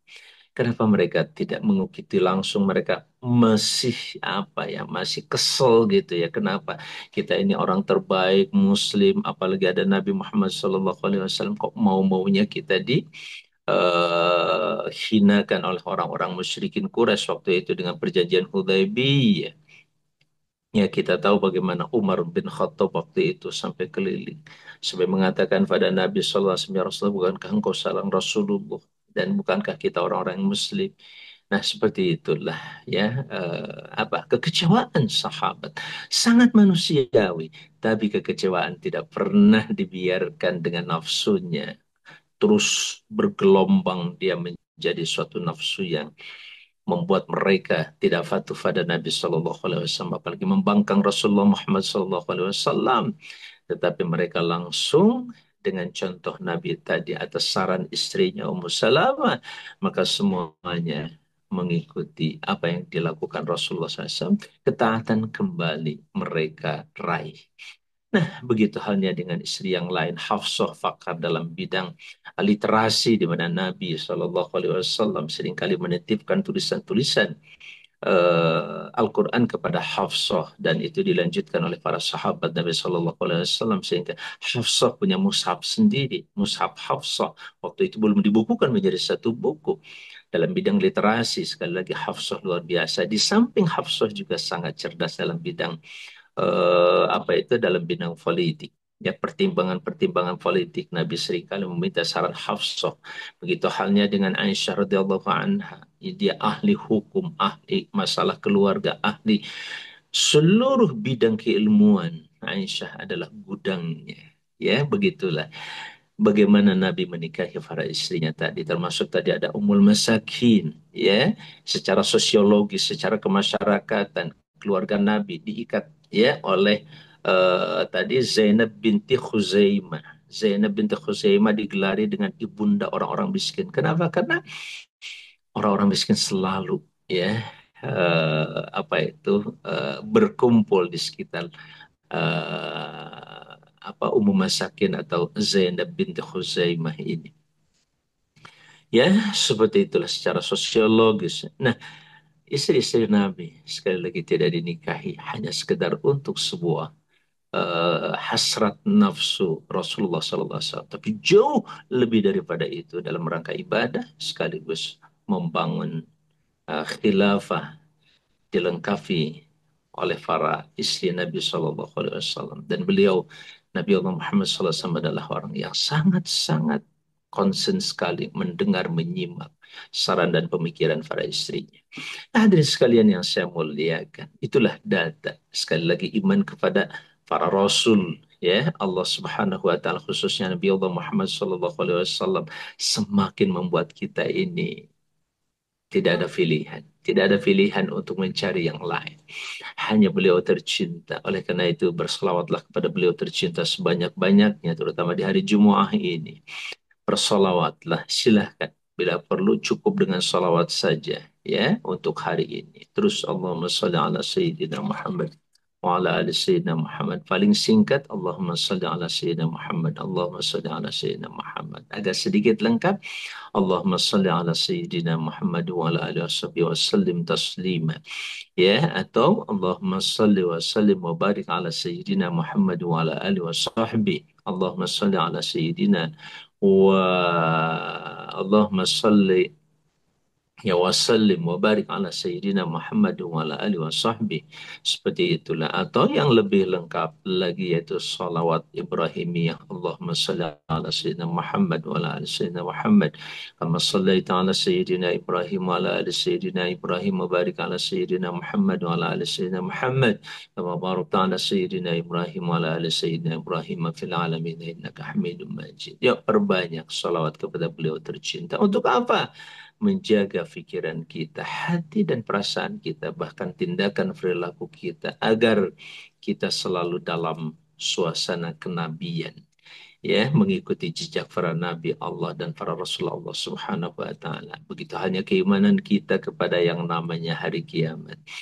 Keimanan kepada hari kiamat mencegah dan menjaga kita. Lihat para sahabat yang begitu tinggi keimanannya kepada hari kiamat. Abu Bakar, Umar, Utsman, Ali, kemudian Umar bin Abdul Aziz, dan para pemimpin yang lainnya. Takutan mereka dengan akhirat membuat mereka menjadi pemimpin-pemimpin dahsyat dan hebat. Menjadi pemikir-pemikir yang luar biasa. Bahkan boleh dikatakan tanpa pamrih. Mereka hanya memikirkan pahala Allah Subhanahu wa taala yang ingin mereka dapatkan di akhirat. Lihat, iman kepada hari akhirat atau pada hari kiamat mencegah seseorang dari kerakusan tentang dunia ini, dari kesombongan, dari kemunafikan dan lain sebagainya. Nah, begitu hanya dengan keimanan kepada qada dan qadarullah. Iman kepada qadarullah mencegah, menjaga dan memelihara diri kita dari segala bentuk yang namanya satu kata. Apa itu? Al-ya'su. Apa itu al-ya'su? Putus asa. Frustasi. Kenapa harus frustasi? Kenapa harus putus asa? Apalagi sampai bunuh diri. Semoga Allah melindungi kita. Karena Allah sudah, padahal Allah sudah jamin segala sesuatunya. Tidak ada yang terjadi dalam kehidupan kita kecuali atas kehendak Allah. Wa ma natanazzalu illa bi amri rabbik. Begitu kata malaikat kami nggak pernah turun kepadamu wahai Muhammad sallallahu alaihi wasallam, apalagi Jibril membawa yang namanya wahyu Allah, illa bi amri rabbika, kecuali dengan perintah Tuhan wahai Muhammad. La haula wala quwata illa billah. Tak sedikit pun daya yang kita miliki, daya bicara, daya pikir, daya lihat, daya dengar, daya apapun, daya gerak, daya vibrasi, getaran apapun. Wala quwata, dan tidak pula kekuatan. Kekuatan itu adalah energi. Sehingga dalam teori kuantum, apa itu kuantum fisika, teori tentang vibrasi kemarin, yaitu tentang masalah getaran, itu ditentukan oleh adanya energi. Semuanya membutuhkan energi karena setiap getaran pasti ada energinya, pasti membutuhkan energinya, sekecil apapun energi itu. Dan itulah yang disebut dengan al-quwah atau kekuatan. Dalam satu doa singkat, gudang daripada seluruh ya kehidupan kita ada pada doa ini. La haula wala quwata illa billahil aliyyil azim. Ya, gudang kita nanti di sorga adalah ini. Tidak ada kekuatan dan tidak ada daya, tidak ada kekuatan kecuali oleh Allah Subhanahu wa taala. Perbanyak doa ini Bapak Ibu yang saya muliakan. Nah, itulah indahnya kehidupan orang-orang yang beriman. Sekali lagi dijaga oleh Allah. Ya hafidhukumullahu bil iman. Allah jaga kalian. Kita semuanya amin ya mujib sailin. Dengan apa? Allah jaga dengan keimanan kepadanya. Dengan keimanan kita diyakinkan tentang kehidupan ini bahwa tidak ada satupun yang terjadi kecuali dengan kehendak Allah Subhanahu wa taala. Nah, kemudian kita dijaga dengan ketakwaan oleh Allah Subhanahu wa taala. Ya ayyuhalladzina amanu, hai orang-orang beriman, jagalah hidup kalian itu dengan iman. Wattaqullaha haqqa tuqatih. Ittaqullah. Takwalah kalian kepada Allah dengan sebenar-benar bertakwa. Menjaga hidup dengan iman dan menjaga iman itu dengan takwa. Takwa adalah pengalaman hidup untuk kesekian kali saya katakan. Menjalankan perintah, menjauhi larangan. Itu adalah pengalaman hidup. Dalam pengalaman pasti ada pengetahuan yang begitu dahsyat yang patut dan bisa kita raih dari Allah Azza wa Jalla. Wattaqullaha wa yu'allimukumullah. Bertakwalah kalian kepada Allah, pastikan Allah akan mengajar pada kalian. Apa yang diajarkan? Sesuatu yang tidak pernah kita ketahui. Nah, dengan pengalaman untuk kesekian kali saya sampaikan semua yang ada di kita, Mbak Nisa Nur Safaat, Bu Latifah Khairani, Pak Hendro, Bu Sari Purnamasari, Pak Salahuddin, Ustadzuna Nafa Aceng, Abu Zahra, kemudian Prof. Mir Alam Bedu, Ustaz Zaid, Ummu Zulfan, Bahanan, Ustadzuna Fathur Rahman, Ustadzah Yana, Ustadz Munawar, kemudian Bu Sucita, Mbak Sucita, maaf. Ibu Nur Hatika, Bu Sri Nuryani, Bu Marniza, Hajah Entut, Ustadzah Hajah Entut, kemudian Syarif, Ananda Syarif ya, kemudian juga Bunda Uyun. Ya, kemudian Umu Ainul serta yang lainnya, Ibu Muslinawati, Bubur punya bawang dia. masing-masing. Ya, Pak Sumana ada? Ya. Nah, kita seluruhnya memiliki pengalaman masing-masing dan semuanya melahirkan ilmu baru. Apa yang diketahui oleh Buntut belum tentu diketahui oleh Bunda Uyun. Kenapa? Karena pengalaman Buntut berbeda dengan pengalaman hidup Bu Uyun. Maka ilmunya adalah ilmu yang berbeda. Itulah yang saya harapkan bisa dikontribusikan Bapak Ibu sekalian. Ayo, sumbangkan di majelis ini pengetahuan Ibu, mau di mana juga, mau di pengalaman di dapur, mau pengalaman di kasur, mau pengalaman dimanapun, ya silahkan ceritakan kepada kami yang ada di sini. Itu penting untuk difahami dan saling interaktif, artinya saling berinteraksi di antara kita dengan ilmu Allah Subhanahu wa taala. Nah, sampai akhirnya Bapak Ibu sekalian, semoga Allah menjaga kita dalam mengakhiri kehidupan ini, meninggalkan dunia ini. Allah jaga dengan la ilaha illallah. Allah jaga lisan, fikiran, hati, jiwa kita dengan la ilaha illallah. Tidak ada Tuhan kecuali Allah adalah ucapan terakhir lisan kita. Ya, representasi dari pikiran maupun keyakinan kita bahwa tidak ada Tuhan kecuali Allah. Dengan ringan kita menyebut la ilaha illallah sebelum ajal kita dicabut oleh Allah Azza wa Jalla. Atau pada saat ajal kita dicabut, saat itulah kita mengucap la ilaha illallah yang menjadi jaminan Allah akan mengantarkan kita ke dalam surganya. Wallahu a'lam.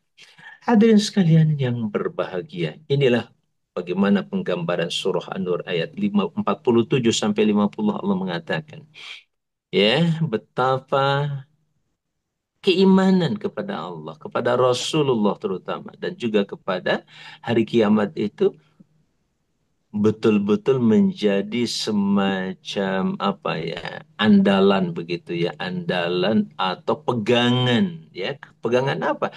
Pegangan kepribadian seseorang. Ya, sehingga mohon maaf orang-orang munafik pun menggunakan ungkapan ini untuk apa itu? Untuk mengelabui orang lain. Waminan nasi may yaqulu amanna billahi wa bil yaumil akhir wa ma hum bimu'minin. Ya, dia harus mengungkapkan kata-kata di antara manusia, yaitu orang-orang yang munafik, ya, mengatakan kami beriman kepada Allah dan hari akhir. Padahal mereka tidak beriman, kata Allah Subhanahu wa taala. Kalimat iman sekali lagi kepada Allah, kepada hari kiamat dan juga kepada Rasulullah seringkali dijadikan perisai oleh mereka. Coba lihat ayat 47 ini. A'udzubillahi minasyaitonirrajim. Wa yaquluna amanna billahi wa birrasuli wa ata'na thumma yatawalla fariqum minhum min ba'di dzalika wa ma ulaika bil mu'minin.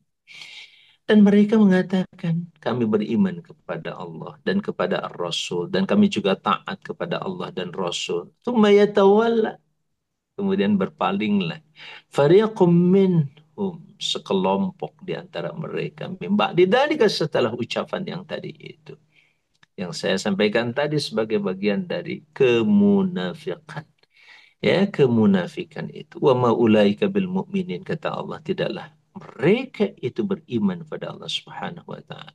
Senada dengan ayat yang tadi surah Al-Baqarah, wa minan nasi may yaqulu amanna billahi wa bil yaumil akhir wa ma hum bimu'minin.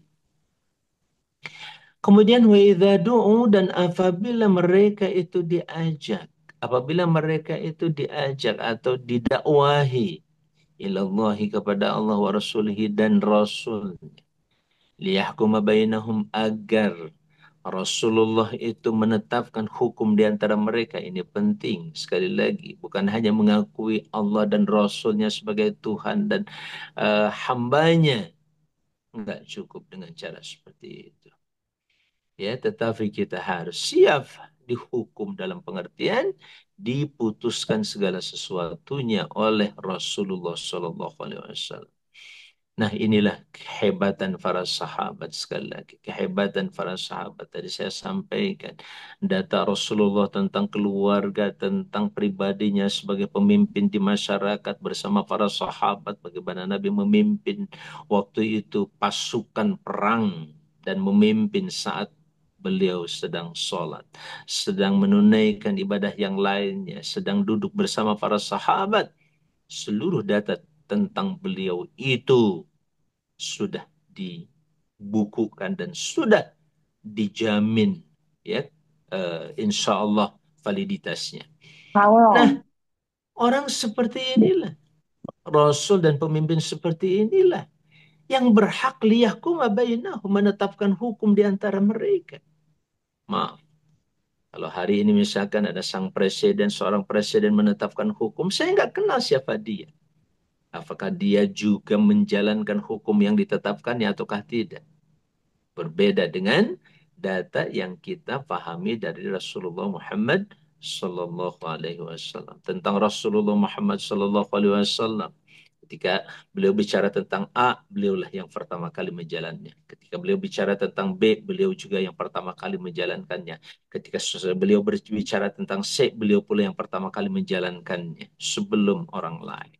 Tadi kasus ketika para sahabat tidak mau, ya, langsung menyembelih kurban dan mencukur rambut, beliaulah yang pertama kali melakukannya. Subhanallah. Nah, orang yang seperti ini yang pantas menghukumi kita. Liyahkuma bainahum. Model seperti ini yang paling pantas menetapkan hukum pada mereka. Idza fariqum minhum mu'ridun, namun sayang, kembali sebahagian di antara mereka pun berpaling, tidak mau diputuskan hukum oleh Rasulullah Sallallahu Alaihi Wasallam, malah mencari hukum yang lainnya, mencari ketentuan yang lainnya. Bapak Ibu yang saya muliakan, inilah salah satu di antara kondisi umat Islam hari ini. Kenapa umat ini tetap lemah? Karena umat ini lebih senang dihukum oleh orang lain dibandingkan oleh Rasulullah Muhammad Sallallahu Alaihi Wasallam, dan di atasnya yaitu oleh Allah Azza wa Jalla. Dibandingkan dengan hukum Al-Quran dan As-Sunnah dalam bidang apapun. Dalam bidang ideologi, keyakinan bangsa dan negara, dalam bidang ekonomi, sosial, budaya, dalam bidang pendidikan, lebih senang membuat aturan sendiri. Bukan berarti tidak boleh membuat aturan sendiri, tetapi harus ada yang benar-benar mengontrol seluruh aturan tadi. Siapa itu? Buat kita adalah Allah. Ketuhanan yang Maha Esa. Pengakuan kita bahwa Tuhan itu Maha Esa, Allah itu Maha Esa. Esa dalam menetapkan hukum, menentukan hukum. Lihat kalimat liyahkuma bainahum idza fariqum minhum mu'ridun. Sekaligus ini menjadi jawaban terhadap kondisi bangsa dan umat ini. Umat ini sudah mirip dengan kebiasaan orang munafik, naudzubillah min dzalik. Yahya Maloni almarhum yang kemarin meninggal dunia. Dia mempertanyakan umat Islam, kata dia, hari ini mungkin sudah terlalu banyak orang munafik di kalangan umat Islam. Naudzubillah min dzalik. Allahu akbar. Salimna ya. Nah, seperti itulah. Ya. Wa iyakul lahumul haqqu ya'tu ilaihi mud'inin. Dan jika saja untuk mereka itu ada kebenaran, jika mereka memang benar, ya tu ilahi mud'inin. Niscaya mereka akan datang kepada Rasulullah Muhammad sallallahu alaihi wasallam, terutama kepada Allah Subhanahu wa taala mud'inin, dalam keadaan tunduk, patuh, merunduk, tunduk. Ya. Tadi sudah disampaikan bagaimana etika dengan Rasulullah Muhammad sallallahu alaihi wasallam oleh gurunda kita Ustaz Najmi. Ya, etika bersama Nabi, tunduk patuh, penuh dengan kesantunan, gak berani mengangkat kata-kata yang tinggi di hadapan Nabi. Ya Muhammad, itu udah gak boleh. Ya Rasulullah, ya Nabi Allah, dengan santun. Kita tahu bagaimana orang Arab tanpa Islam mereka bicara kasar luar biasa. Tapi dengan Islam mereka menjadi orang-orang yang jauh lebih hebat dan lebih lembut. Nah, kemudian Allah mengatakan, afi qulubihim maradun amirtabu am yakhafuna ayahifallahu alaihim wa rasuluh bal ulaika humud zalimun. Atau kata Allah, dalam hati mereka ada penyakit. Afi qulubihim marad amirtabu, atau mereka sanksi. Ya, lihat, antara penyakit dengan kesangsian itu selalu dan seringkali menjadi satu kesatuan. Karena penyakit yang paling berbahaya dalam hati manusia adalah keraguan. Silakan buktikan dalam tindakan apapun, kalau kita sudah ragu, sulit kita mengambil keputusan. Seperti itulah, semoga Allah lindungi kita. Am yakhafuna ayyahifallahu alaihim wa rasul. Atau mereka takut Allah bukakan siapa mereka yang sebenarnya. Allah bongkar ya konspirasi mereka. Fadhahahumullah, yang disebut dengan fadihah, bukan nasihat, tapi fadihah. Fadihah itu sesuatu yang membongkar. Dibongkar siapa mereka yang sesungguhnya. Nah, mereka takut. Sama dengan kita. Kalau kita berbohong biasanya, kalau pada saat kita mempertahankan kebohongan, maka kita takut kalau dibuka. Ya, ya, kecuali tentu saja yang betul-betul masih memiliki nilai manfaat. Nah, masyaallah muslimin rahimakumullah. Bal ulaika humul zalimun, kata Allah. Namun mereka adalah orang-orang yang zalim. Subhanallah. Lihat Bapak Ibu yang saya muliakan. Kezaliman di sini benar-benar menutup seluruh persoalan yang ada di atas. Ya, oleh karena itu Allah dengan tegas mengatakan, Inni haramtu dhulma ala nafsi fala tadhalam. Dalam satu hadis qudsi yang cukup lumayan panjang, Allah menyatakan, aku haramkan kezaliman atas diriku sendiri. Pertama, Allah mengharamkan dirinya berbuat zalim pada siapa. Ketika Allah menyiksa seseorang, itu bukan karena kezaliman, tapi karena orang tersebut yang sudah tidak mau lagi diarahkan, diingatkan, masih tetap saja mau zalim pada dirinya sendiri.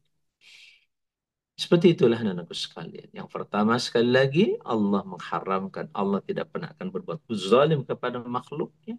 Sebagaimana makhluknya Allah cegah dari kezaliman, supaya tidak zalim pada Allah dan juga kepada hamba-hamba Allah yang lain. Allah haramkan Allah zalim terhadap hambanya dan hambanya zalim terhadap Allah. Allah haramkan. Apa yang dimaksud dengan kezaliman seorang hamba kepada Allah? Yaitu mempersekutukan Allah. Kemarin sudah digambarkan dalam salah satu hadis, satu ayat yang lain, Allah menyatakan apa itu?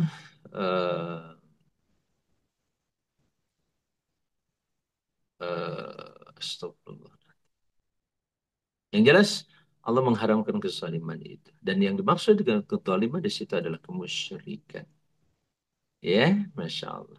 Nah, hadirin sekalian yang saya muliakan. Oleh karena itu, untuk sekian kali saya sampaikan, jauhilah kezaliman sekecil apapun. Jangan sampai kita menzalimi diri sendiri.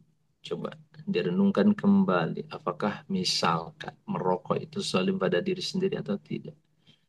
Ya, kalau ternyata zalim, jauhi. Apalagi merokok juga menzalimi orang di sekitarnya. Ya, dengan asap yang kalau istilah lain adalah perokok pasif. Itu salah satu contoh saja. Saya kira itu yang bisa saya sampaikan di pagi hari ini. Anak-anak masih sumatif, jadi kita nggak sampai jam 7.30 dan saya cukupkan di jam 6 ini. Sekali lagi semoga Allah menjaga dan melindungi kita, perbanyak istighfar dan terutama sekali lagi hari ini perbanyak salawat pada Nabi Sallallahu Alaihi Wasallam. Semoga Allah selalu memberkahi kita dan ini arti keberkahan dalam hidup. Sebagaimana doa Rasulullah SAW tadi disampaikan lagi oleh Ustadzuna Ustadz Najmi, Allahumma barik li ummati fi bukuri. Ya Allah, berkahi umatku di pagi hari. Inilah keberkahan.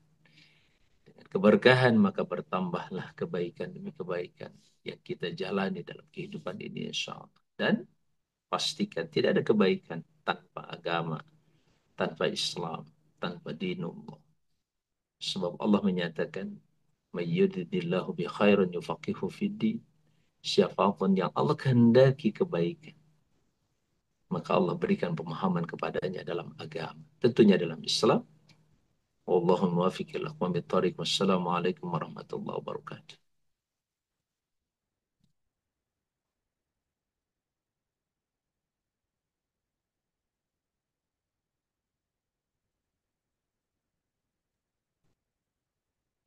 Waalaikumsalam warahmatullahi wabarakatuh.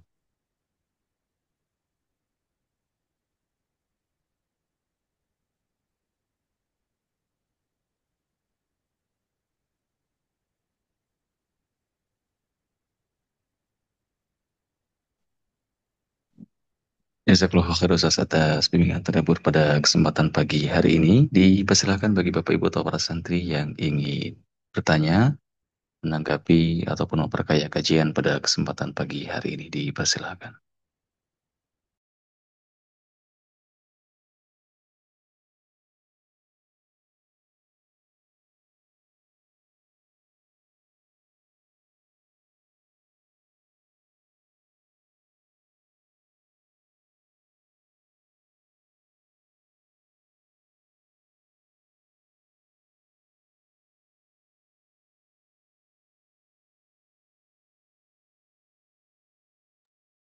Dipersilakan mungkin Ustadz Zaid ingin mengawali sesi diskusi pada kesempatan pagi hari ini, atau Bapak Ibu yang lainnya dipersilakan.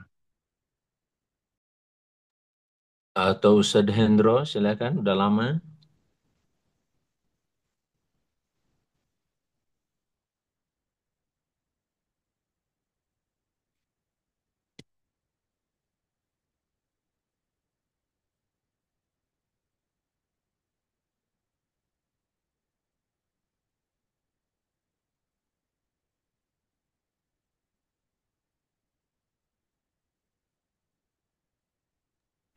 Afwan Ustadz, izin bertanya. Sebelumnya saya pernah dengar kalau semisalnya aurat Dari siapa? dari Kania Ustadz. Oke, Kania. Sebelumnya saya pernah dengar kalau misalnya aurat perempuan yang muslim itu nggak boleh dilihat sama perempuan yang non muslim. Apakah itu benar Ustadz? Syukran Ustadz.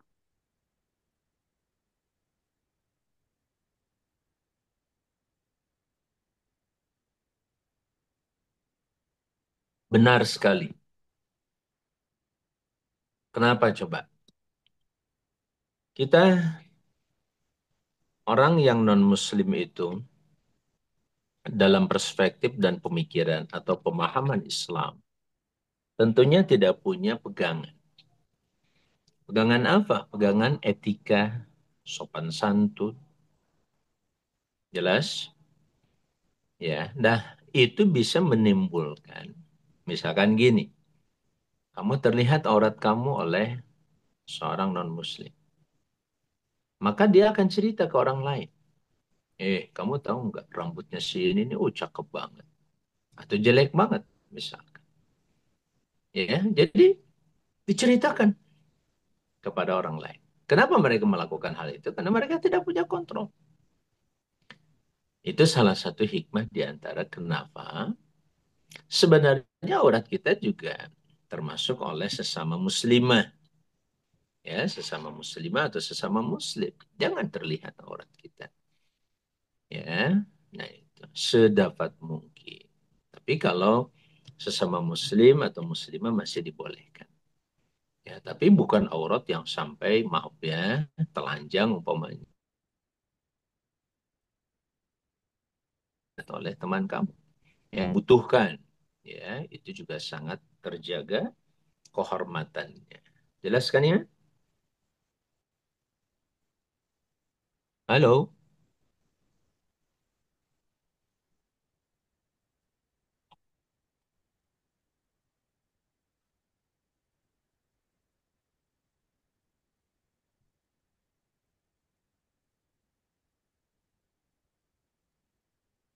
Baik, dipersilakan dari para santri atau Bapak Ibu yang ingin berkontribusi, bertanya, kami persilakan.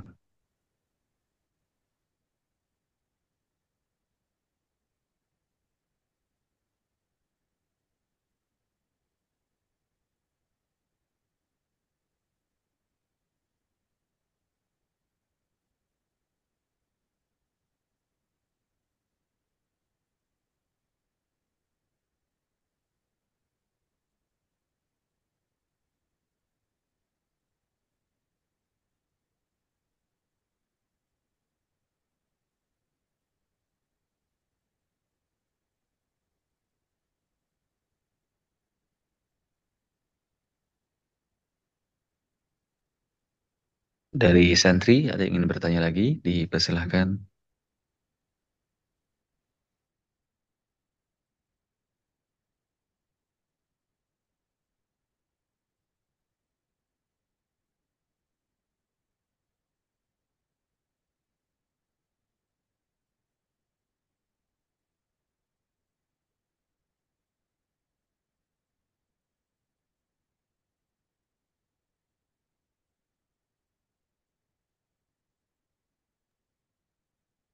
Barangkali dari Prof. Mir ada tambahan, mangga Ustaz Zaid. Mangga Ustaz Zaid.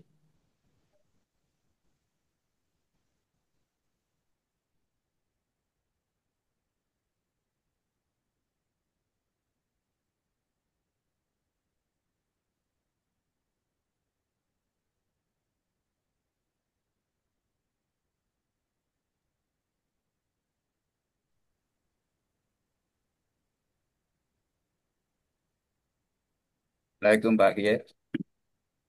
Waalaikumsalam warahmatullahi wabarakatuh. Ya, saya sedikit akan merespon tadi apa yang disampaikan Pak Kiai di bagian-bagian akhir mengenai penganiayaan diri. Ya, Eh, Apalagi Zulhijjah ini masih termasuk salah satu dari 4 bulan kurung. Allah menekankan di 4 bulan kurung itu janganlah kamu menganiaya diri. Ya, jadi eh, alhamdulillah kalau kita telusuri perjalanan waktu, memang setiap saat ada waktu-waktu istimewa yang ditawarkan oleh Allah untuk kita mengisi pundi-pundi amal kita dengan amalan baik atau amalan saleh. Nah, dalam 1 tahun itu ada 4 bulan hurum, ya. Eh, ada bulan Ramadan, ya. Nah, kalau kita telusuri bahwa setiap bulan yang dimuliakan itu ada memang amalan-amalan istimewa. Ya, karena misalnya kita mulai dari bulan suci Ramadan. Bulan suci Ramadan itu eh, apa? Kita dilatih untuk melaksanakan ibadah, meningkatkan kualitas keberagaman kita dari sekedar beriman menuju pada eh, bertakwa ya, melalui ibadah puasa. Ya ayyuhalladzina amanu kutiba alaikumusiyam kama kutiba alal ladzina min qablikum la'allakum tattaqun. Ya, ya Pak Kiai saya katakan insya Allah kita semua sudah menggenggam ketakwaan, apalagi para peserta pengajian matrik ini, dan anak-anakku, insya Allah. Cuma mungkin derajat kualitasnya yang berbeda-beda, tergantung keseriusan kita kemarin memakaikan dengan amalan-amalan lain dari selain dari puasa. Ya. Nah, setelah itu di bulan Syawal kita dihimbau untuk bagaimana meningkatkan lagi, mempertahankan dan meningkatkan ketakwaan. Nah, disitulah ada Idul Fitri, kemudian dilanjutkan saling maaf memaafkan. Ya, karena itu memang digambarkan atau disampaikan oleh Allah di surah ketiga 134 sampai 133 ya sampai 135 bagaimana kita meningkatkan lagi ketakwaan kita dengan menata kesabaran ya, kemudian bagaimana kita tetap lanjutkan kemauan mau berinfak, kemudian eh, kita dilatih ketika kita buat kesalahan kembali cepatlah untuk bertobat, ada semua di situ. Kemudian di Syawal itu ada lagi masih ada puasa Syawal. Nah, itu semua amalan-amalan yang dianjurkan untuk meningkatkan ketakwaan kita. Ya. Kemudian setelah itu masuklah Zulkadah. Nah, Zulkadah ini masuk bulan Hurum. Nah, di situ kita dilatih lagi jangan menganiaya diri. Saya biasa sampaikan kalau Allah melarang kita menganiaya diri, apalagi menganiaya orang lain. Termasuk saya tambah satu bagaimana menganiaya lingkungan. Ya. Karena selalu tiga ini paket yang harus diperbaiki untuk meningkatkan kualitas keberagaman kita ya. Ya. Jangan lupa lingkungan ini sudah menangis, bumi ini sudah menangis akibat ulahnya manusia ya. Nah, persoalan penganiayaan diri kalau menurut saya itu terkait sebenarnya dengan hak dan kewajiban Pak Kiai ya. Apa haknya tubuh ketika sudah sampai saatnya untuk tidur, sebaiknya ya ditidurkan itu tubuh. Dan agama sudah memberikan juga panduan malam itu waktu istirahat, tetapi jangan istirahat terus karena ada tawaran untuk tahajud. Ada tawaran lagi untuk mengisi pundi-pundi amal kita. Ada tawaran waktu sahur, ya. Disunatkan untuk di situ banyak beristighfar. Nah, yang mau puasa sunnah ya di situ makan sahur. Ya. Nah, kemudian masuk lagi bulan Zulhijjah, ya masih tetap berlaku di situ jangan menganiaya diri karena 4 bulan hurum.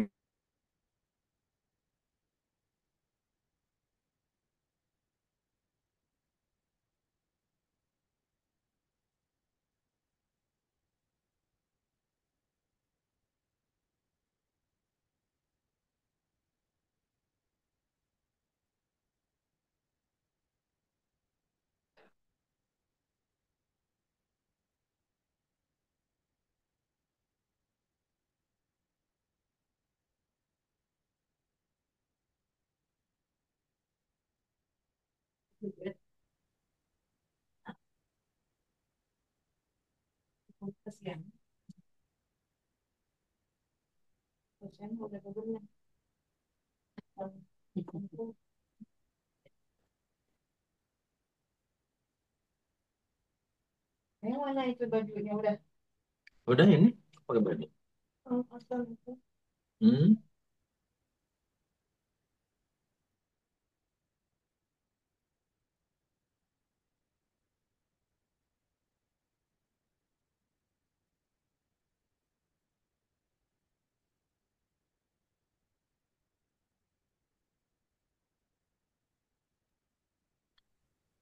Prof, sepertinya menghilang suaranya. Mungkin dari Bapak Ibu ada yang ingin menambahkan? Dipersilakan.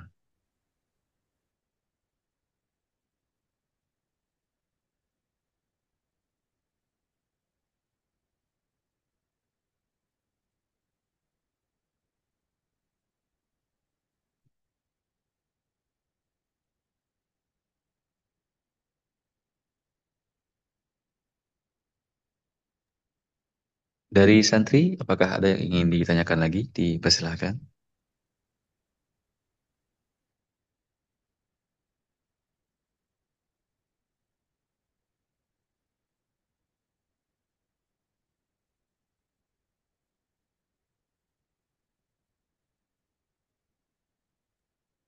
Dari Ustadz Zaid, beliau izin menyimak dulu sedang di luar.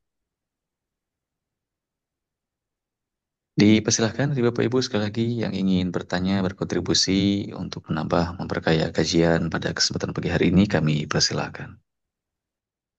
Assalamualaikum warahmatullahi wabarakatuh. Waalaikumsalam.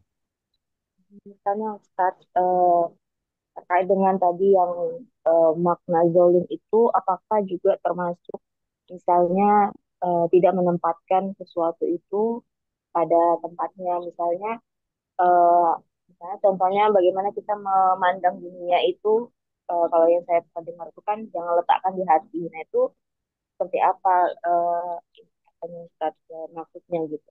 Kemudian bagaimana kita menempatkan sesuatu yang prioritas, kemudian yang menjadi akhirat itu di dalam hati itu, apakah termasuk itu yang kalau kita tidak menempatkan itu maka disebut dengan zalim juga. Kalau tadi kan kata Ustadz Alam kan kita tidak memenuhi hak-hak gitu ya. Apakah tidak memenuhi hak-hak Allah, kemudian tidak menjalankan hak-hak tadi itu yang dimaksud dengan zalim, atau masuk juga dengan keingkaran juga. Tapi itu bingung gitu. Apakah kalau kita sudah sampai melanggar hak itu atau tidak menunaikan hak Allah itu tidak termasuk dengan perbuatan kafir gitu. Quran jazakumullah khair.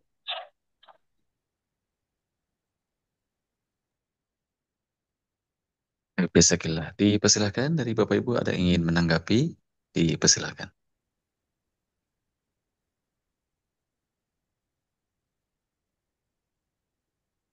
Dari Ustadz Fatul dulu mungkin silahkan bisa menanggapi sebelum nanti guru kita Ustadz Kiai Haji Amal Syafruddin juga menanggapi insyaallah.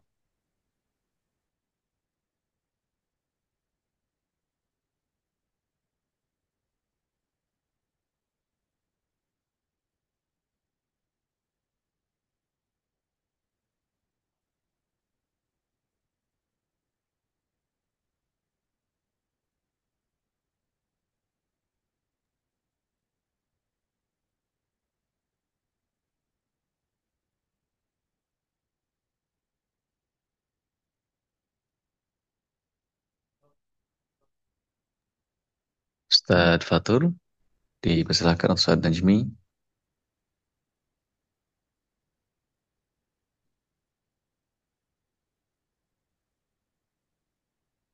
Baik, mungkin langsung ke guru kita Ustadz. Dipersilahkan. Kayak rembugan-rembugan. Ah, masing-masing pasti punya pengalaman, punya pandangan, termasuk ke Pak Aceng. Silakan Pak Aceng. Kalau ada pandangan silakan. Ayo. Atau dari Bu Hajantut.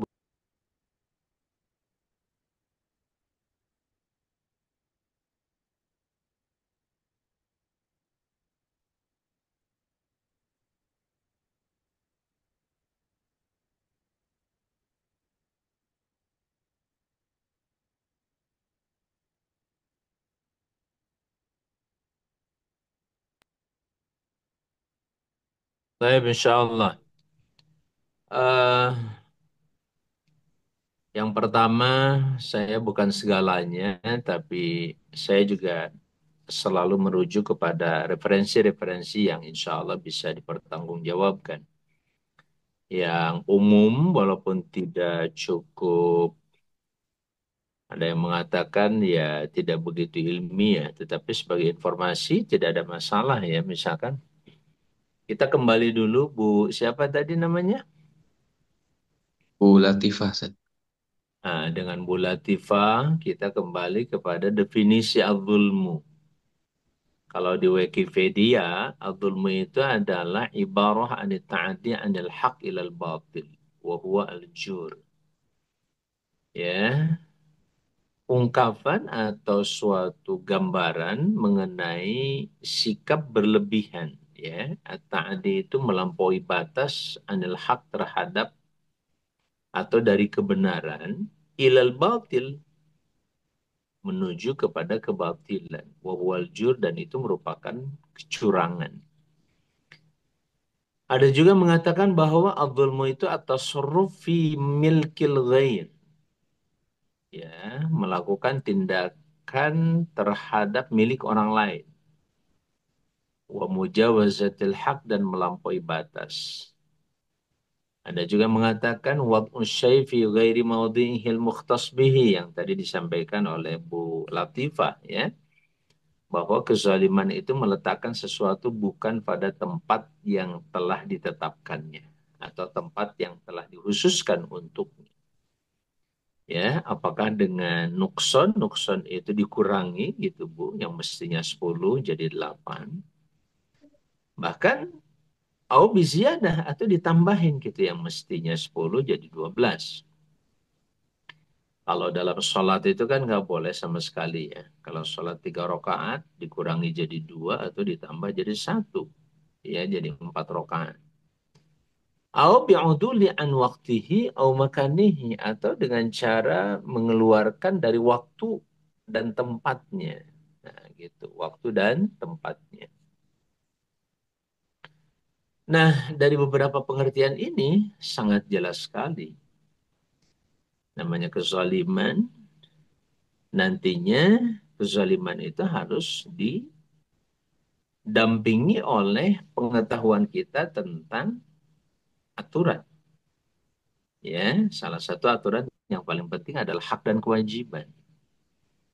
Kalau melampaui hak tidak boleh, mengurangi hak tidak boleh. Begitu hanya kita melampaui kewajiban dan mengurangi kewajiban. Tidak boleh juga. Apalagi kalau kewajiban itu kewajiban yang sudah ditetapkan jumlahnya, kemudian ketentuannya, dan seterusnya. Tapi kalau yang tidak ditetapkan jumlahnya, silahkan aja. Yang misalkan fadkuruboha kathiro. Berzikirlah engkau kepada Allah itu sebanyak mungkin. Ya sudah, sebanyak mungkin. Berapa kita mampunya, silahkan sebanyak mungkin. Tapi jangan mengurangi hak orang lain. Misalkan pada saat saya berzikir, ada hak orang lain terkurang. Salah satu contoh bagaimana misalkan tadi, betapa indahnya tahajud malam. Ya, nah, Nabi seringkali, ya, meminta pendapat istri-istrinya.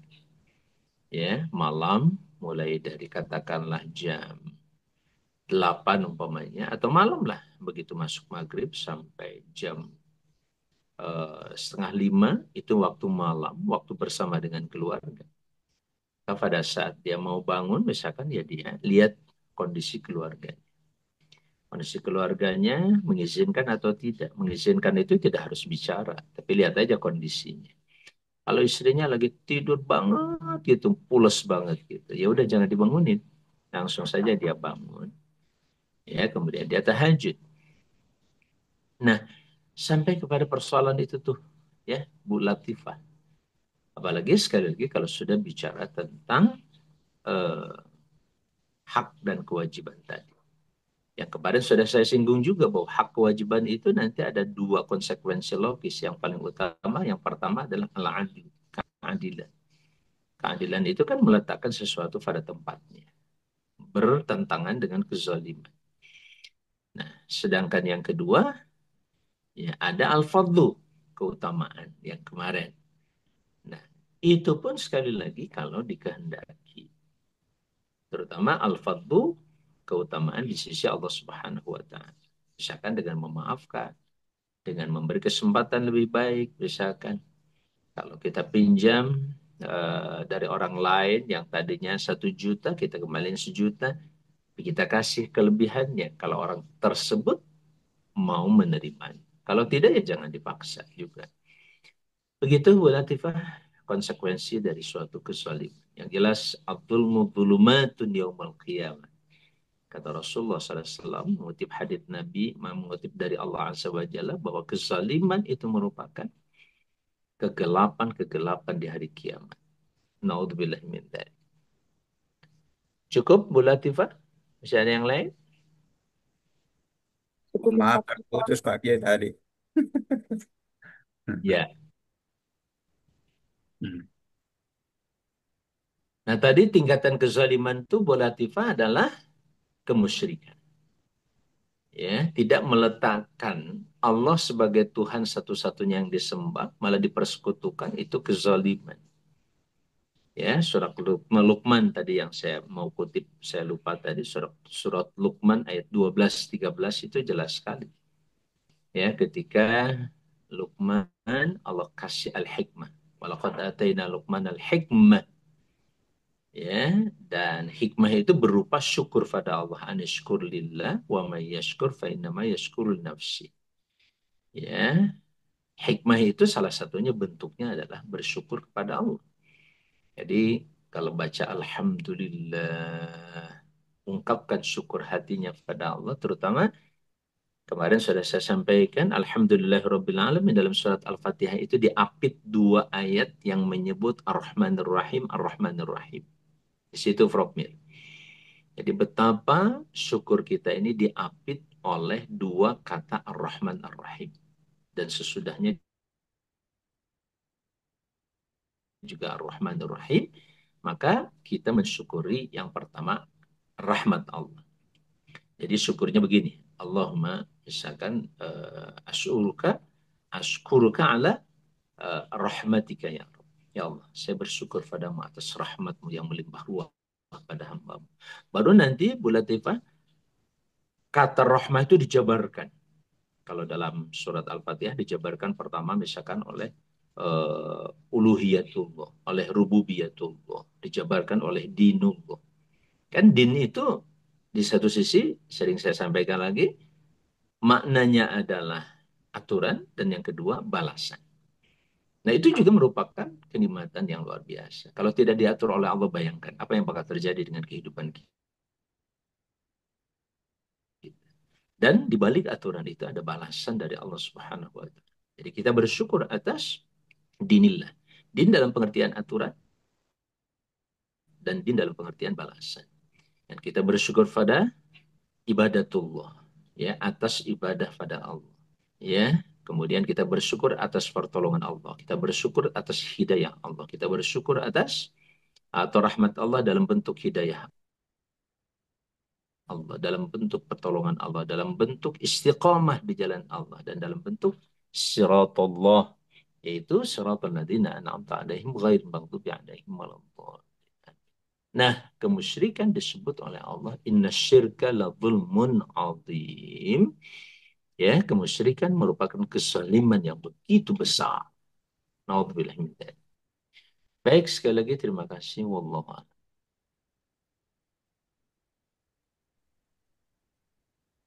Iya, saya mohon maaf tadi terputus. Dilanjut, Prof. Masih ada Ya, waktu. Tenang. terganggu tadi jaringan rupanya ya. Ya, ya. Benar, Pak. eh, saya lanjutkan sedikit tadi mengenai eh, kesaliman ya. Prof. Betapa, ya, Prof, kalau ngejelasin kezaliman tuh lebih dahsyat, Prof. Karena Prof ya, tahu ukuran-ukuran semuanya. Ya kan? Kan ya, sesuatu itu sudah ada ukurannya. Kalau melampaui aturan itu atau kurang dari aturan itu, pasti itu kezaliman, Prof. itu salim. Makanya Lanjut, berkaitan Prof. dengan hak, ya berkaitan hak kewajiban ya. Betul, Prof. Ya, saya hanya memulai lagi bahwa betapa Allah Maha Rahman kasih sayang kepada hambanya. Titian jalan kehidupan atau peta jalan kehidupan untuk selamat dunia akhirat, Allah sudah menyampaikan, membocorkan dalam tanda petik di surah Ali Imran 102 itu ya. Ya ayyuhalladzina amanu taqullaha haqqa tuqatih wa la tamutunna illa wa antum muslimun ya. Jadi ibarat tangga pendakian ya, bahwa untuk kita selamat, untuk menuju pada keselamatan ya adalah iman ya. Nah, iman harus kuat ya. Kuatnya iman karena ilmu ya. Kemudian bagaimana iman diaplikasikan, kan itulah tangga kedua kita naik tingkat ke tangga kedua, takwa ya, yang berkaitan dengan ketaatan melaksanakan perintah, kemudian keikhlasan untuk melaksanakan tawaran-tawaran Allah yang setiap saat ada tawaran istimewa untuk beramal. Ya. Kita fokus pada durasi tahunan. Ada 4 bulan hurung tadi, ada 4 bulan hurung, kemudian ada bulan Ramadan yang sudah jelas keluaran dari bulan suci Ramadan itu peningkatan kualitas keberagaman kita dari sekedar beriman naik tingkat menjadi bertakwa. Tetapi bagaimana meningkatkan lagi menjadi takwa yang sebenarnya takwa? Allah menawarkan lagi di setiap pergerakan waktu. Ya. Setelah bulan Ramadan ada Syawal. Ya. Ada lagi bulan Syawal, di situ ada Idul Fitri, kemudian di situ ada saling maaf memaafkan, di situ kita latih lagi kesabaran, kemudian kita melatih diri melanjutkan tetap dihimbau untuk berinfak, dihimbau oleh Allah ketika melaksanakan apa kesalahan dosa cepat bertobat ya. Nah, itu gambaran di surah ketiga 134 ya Pak Kiai, 133 sampai 135. Nah, setelah itu di Syawal tadi masih ada lagi 6 hari puasa Syawal. Ya untuk tambahan yang rutin Senin Kamis itu kan. Jadi luar biasa sebenarnya. Eh, Masuk lagi Sulkada bulan Hurum. Kita dilatih jangan menganiaya tadi, jangan menganiaya diri di 4 bulan Hurum itu. Kemudian setelah itu masuk lagi Zulhijjah. Nah, di sinilah di Zulhijjah ini banyak banyak pembelajaran yang bisa kita dapat karena di situ ada prosesi ibadah haji dan ada prosesi kurban. Yang sebenarnya prosesi ibadah haji itu melatih untuk kita mencapai ada 4 karakter. Ya, kita dilatih untuk taat. Bagaimana ketaatan kita meningkat? Betulkah ada peningkatan dari Muharram sampai Zulhijjah itu? Kemudian kita dilatih untuk ikhlas ya, dilatih keikhlasan kita. Karena ukuran dari ibadah itu kan keikhlasan. Nah, nah saya biasa katakan keikhlasan bisa diukur ketika kita sudah ikhlas melaksanakan amalan-amalan sunnah. Ya. Kemudian kita dilatih untuk meningkatkan semangat pengorbanan. Nah, itulah apa pembelajaran dari ritual kurban itu. Kemudian dilatih kita untuk sabar. Nah, inilah 4 karakter sebenarnya yang dilatihkan di Zulhijjah itu melalui prosesi ibadah haji yang prosesnya memulai dengan renungan, banyak berma'arifah, berarafah, kemudian bangun komitmen untuk melaksanakan amalan-amalan baik ya. Kemudian kita komitmen betul, kemudian kita lontarkan ya. Ya, salah satu makna dari lontar jumrah itu kan melontarkan apa yang kita sudah renungkan di Arafah itu kita lontarkan dan kita siap untuk bagaimana meninggalkan kebiasaan-kebiasaan yang kurang baik, waktu yang tidak bermanfaat, pekerjaan-pekerjaan yang tidak bermanfaat kita tinggalkan. Nah, setelah itu ya kita dilatih bagaimana kita bergerak karena dunia ini adalah pergerakan. Tidak ada yang diam, ya. Mulai dari atom tidak ada, elektron tidak ada yang diam. Tetapi di dalam pergerakan melakoni hidup dan kehidupan, ya niatnya memang kembali menuju pada Allah, mencari ridha Allah, memulai pekerjaan dan selalu mengatasnamakan Allah, membesarkan Allah, Bismillahirrahmanirrahim. Kemudian di dalam pergerakan itu untuk melakoni kehidupan selalu mensucikan ya kemudian mentauhidkan Allah berzikir kepada Allah ya subhanallah walhamdulillah wala ilaha illallah wallahu akbar wallahu akbar la haula wala quwata illa billah itu makna-makna itu bisa kita dapatkan kemudian bagaimana kita bergerak mencari rezeki yang diridho oleh Allah terkadang kita lari cepat terkadang lari-lari kecil nah itulah gambaran kehidupan sehingga dimanapun kita berada sebenarnya itu kita bisa beramarifah, bisa kita bertawaf, bergerak, mencari ridha Allah sesuai dengan rambu-rambu. Itulah sebenarnya bertawaf yang tak henti, kemudian mencari rezeki yang diridha oleh Allah. Itu yang dilatih. Nah sehingga mari kita gunakan bulan Zulhijjah ini tinggal berapa hari, evaluasi diri, kemudian tadi latihannya masih tetap berlaku, jangan menganiaya diri. Nah, hasil evaluasi diri inilah nanti digunakan sebagai data awal atau baseline di Muharram. Insya Allah kalau Allah kasih kesempatan lagi masuk Muharram untuk menata hidup kita yang lebih baik daripada tahun sebelumnya. Perlu evaluasi diri. Dan setiap tadi tahapan-tahapan perjalanan waktu itu ada tawaran. Ya. Nah, Koreksilah nanti diri kita di situ. Apakah tahun ini sudah kita praktekkan tadi? Apakah kita sudah tahajud misalnya? Apakah kita sudah latih diri kita dengan puasa-puasa sunnah? Apakah kita sudah latih diri kita tadi di bulan hurum itu tidak menganiaya diri? Nah, di bulan Zulhijjah ini kan ada tambahan pakainya. La rafasa, wala fusuka, wala jidal. Latih juga diri kita, bukan hanya di sana. Saya makna itu bukan hanya itu jangan berkata jorok, kemudian jangan berbuat fasih, kemudian jangan bertengkar. Ya, di Bandung juga, di Jakarta juga dilarang kita dengan itu. Tapi, ya, tapi eh, mari kita manfaatkan bulan ini di mana ditekankan pada saudara kita yang melaksanakan ibadah haji, gunakan juga untuk melatih diri kita. Jadi sudah berapa mikar sifat itu yang harus dilatihkan? Jangan menganiaya diri, jangan rafas, jangan busuk, jangan apa? Jangan bertengkar. Masya Allah. Jadi sekali lagi Allah itu Maha Rahman kasih sayang ya untuk eh, hambanya pindah ya pindah ke alam berikutnya. Nah, jangan pindah ke alam berikutnya, jangan pindah masuk ke alam kubur sebelum mampu berserah diri. Langkah-langkahnya untuk menuju ke situ ditawarkan. Setiap saat ditawarkan. Masya Allah. Disinilah sekali lagi hasil renungan hasil tafakur kita bisa mengantar kita untuk merenungkan betapa rahman kasih sayangnya Allah pada hambanya. Hidup ini adalah pilihan. Hidup pilihan sudah ada semua langkah-langkah kehidupan apa yang kita lakukan ada konsekuensi. Itulah terkait tadi dengan hak dan kewajiban. Saya kira itu Pak Kiai. Mudah-mudahan mencerahkan, mudah-mudahan bisa memotivasi kita untuk melaksanakan amalan-amalan baik. Wallahul muwaffiq ila aqwamit thoriq. Assalamualaikum warahmatullahi wabarakatuh. Waalaikumsalam warahmatullahi wabarakatuh. Makasih Prof. Jazakallah khair jazah. Pak Aceng dicukupkan? Baik, Ustaz. Baik, jazakallahu khairan kepada guru-guru kita yang telah menyampaikan banyak insight pada kesempatan pagi hari ini.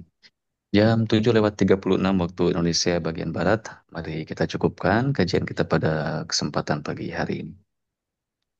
Sebagaimana biasa, sebelum kita akhiri, mari kita baca terlebih dahulu surah Al-Asr bersama-sama. A'udzubillahi minasyaitonirrajim. Bismillahirrahmanirrahim. Wal 'asri innal insana lafi khusr illa alladhina amanu wa 'amilus solihati wa tawassaw bil haqqi wa tawassaw bis sabr. Dan kita baca istighfar 3 kali. Astaghfirullahaladzim, astaghfirullahaladzim, astaghfirullahaladzim.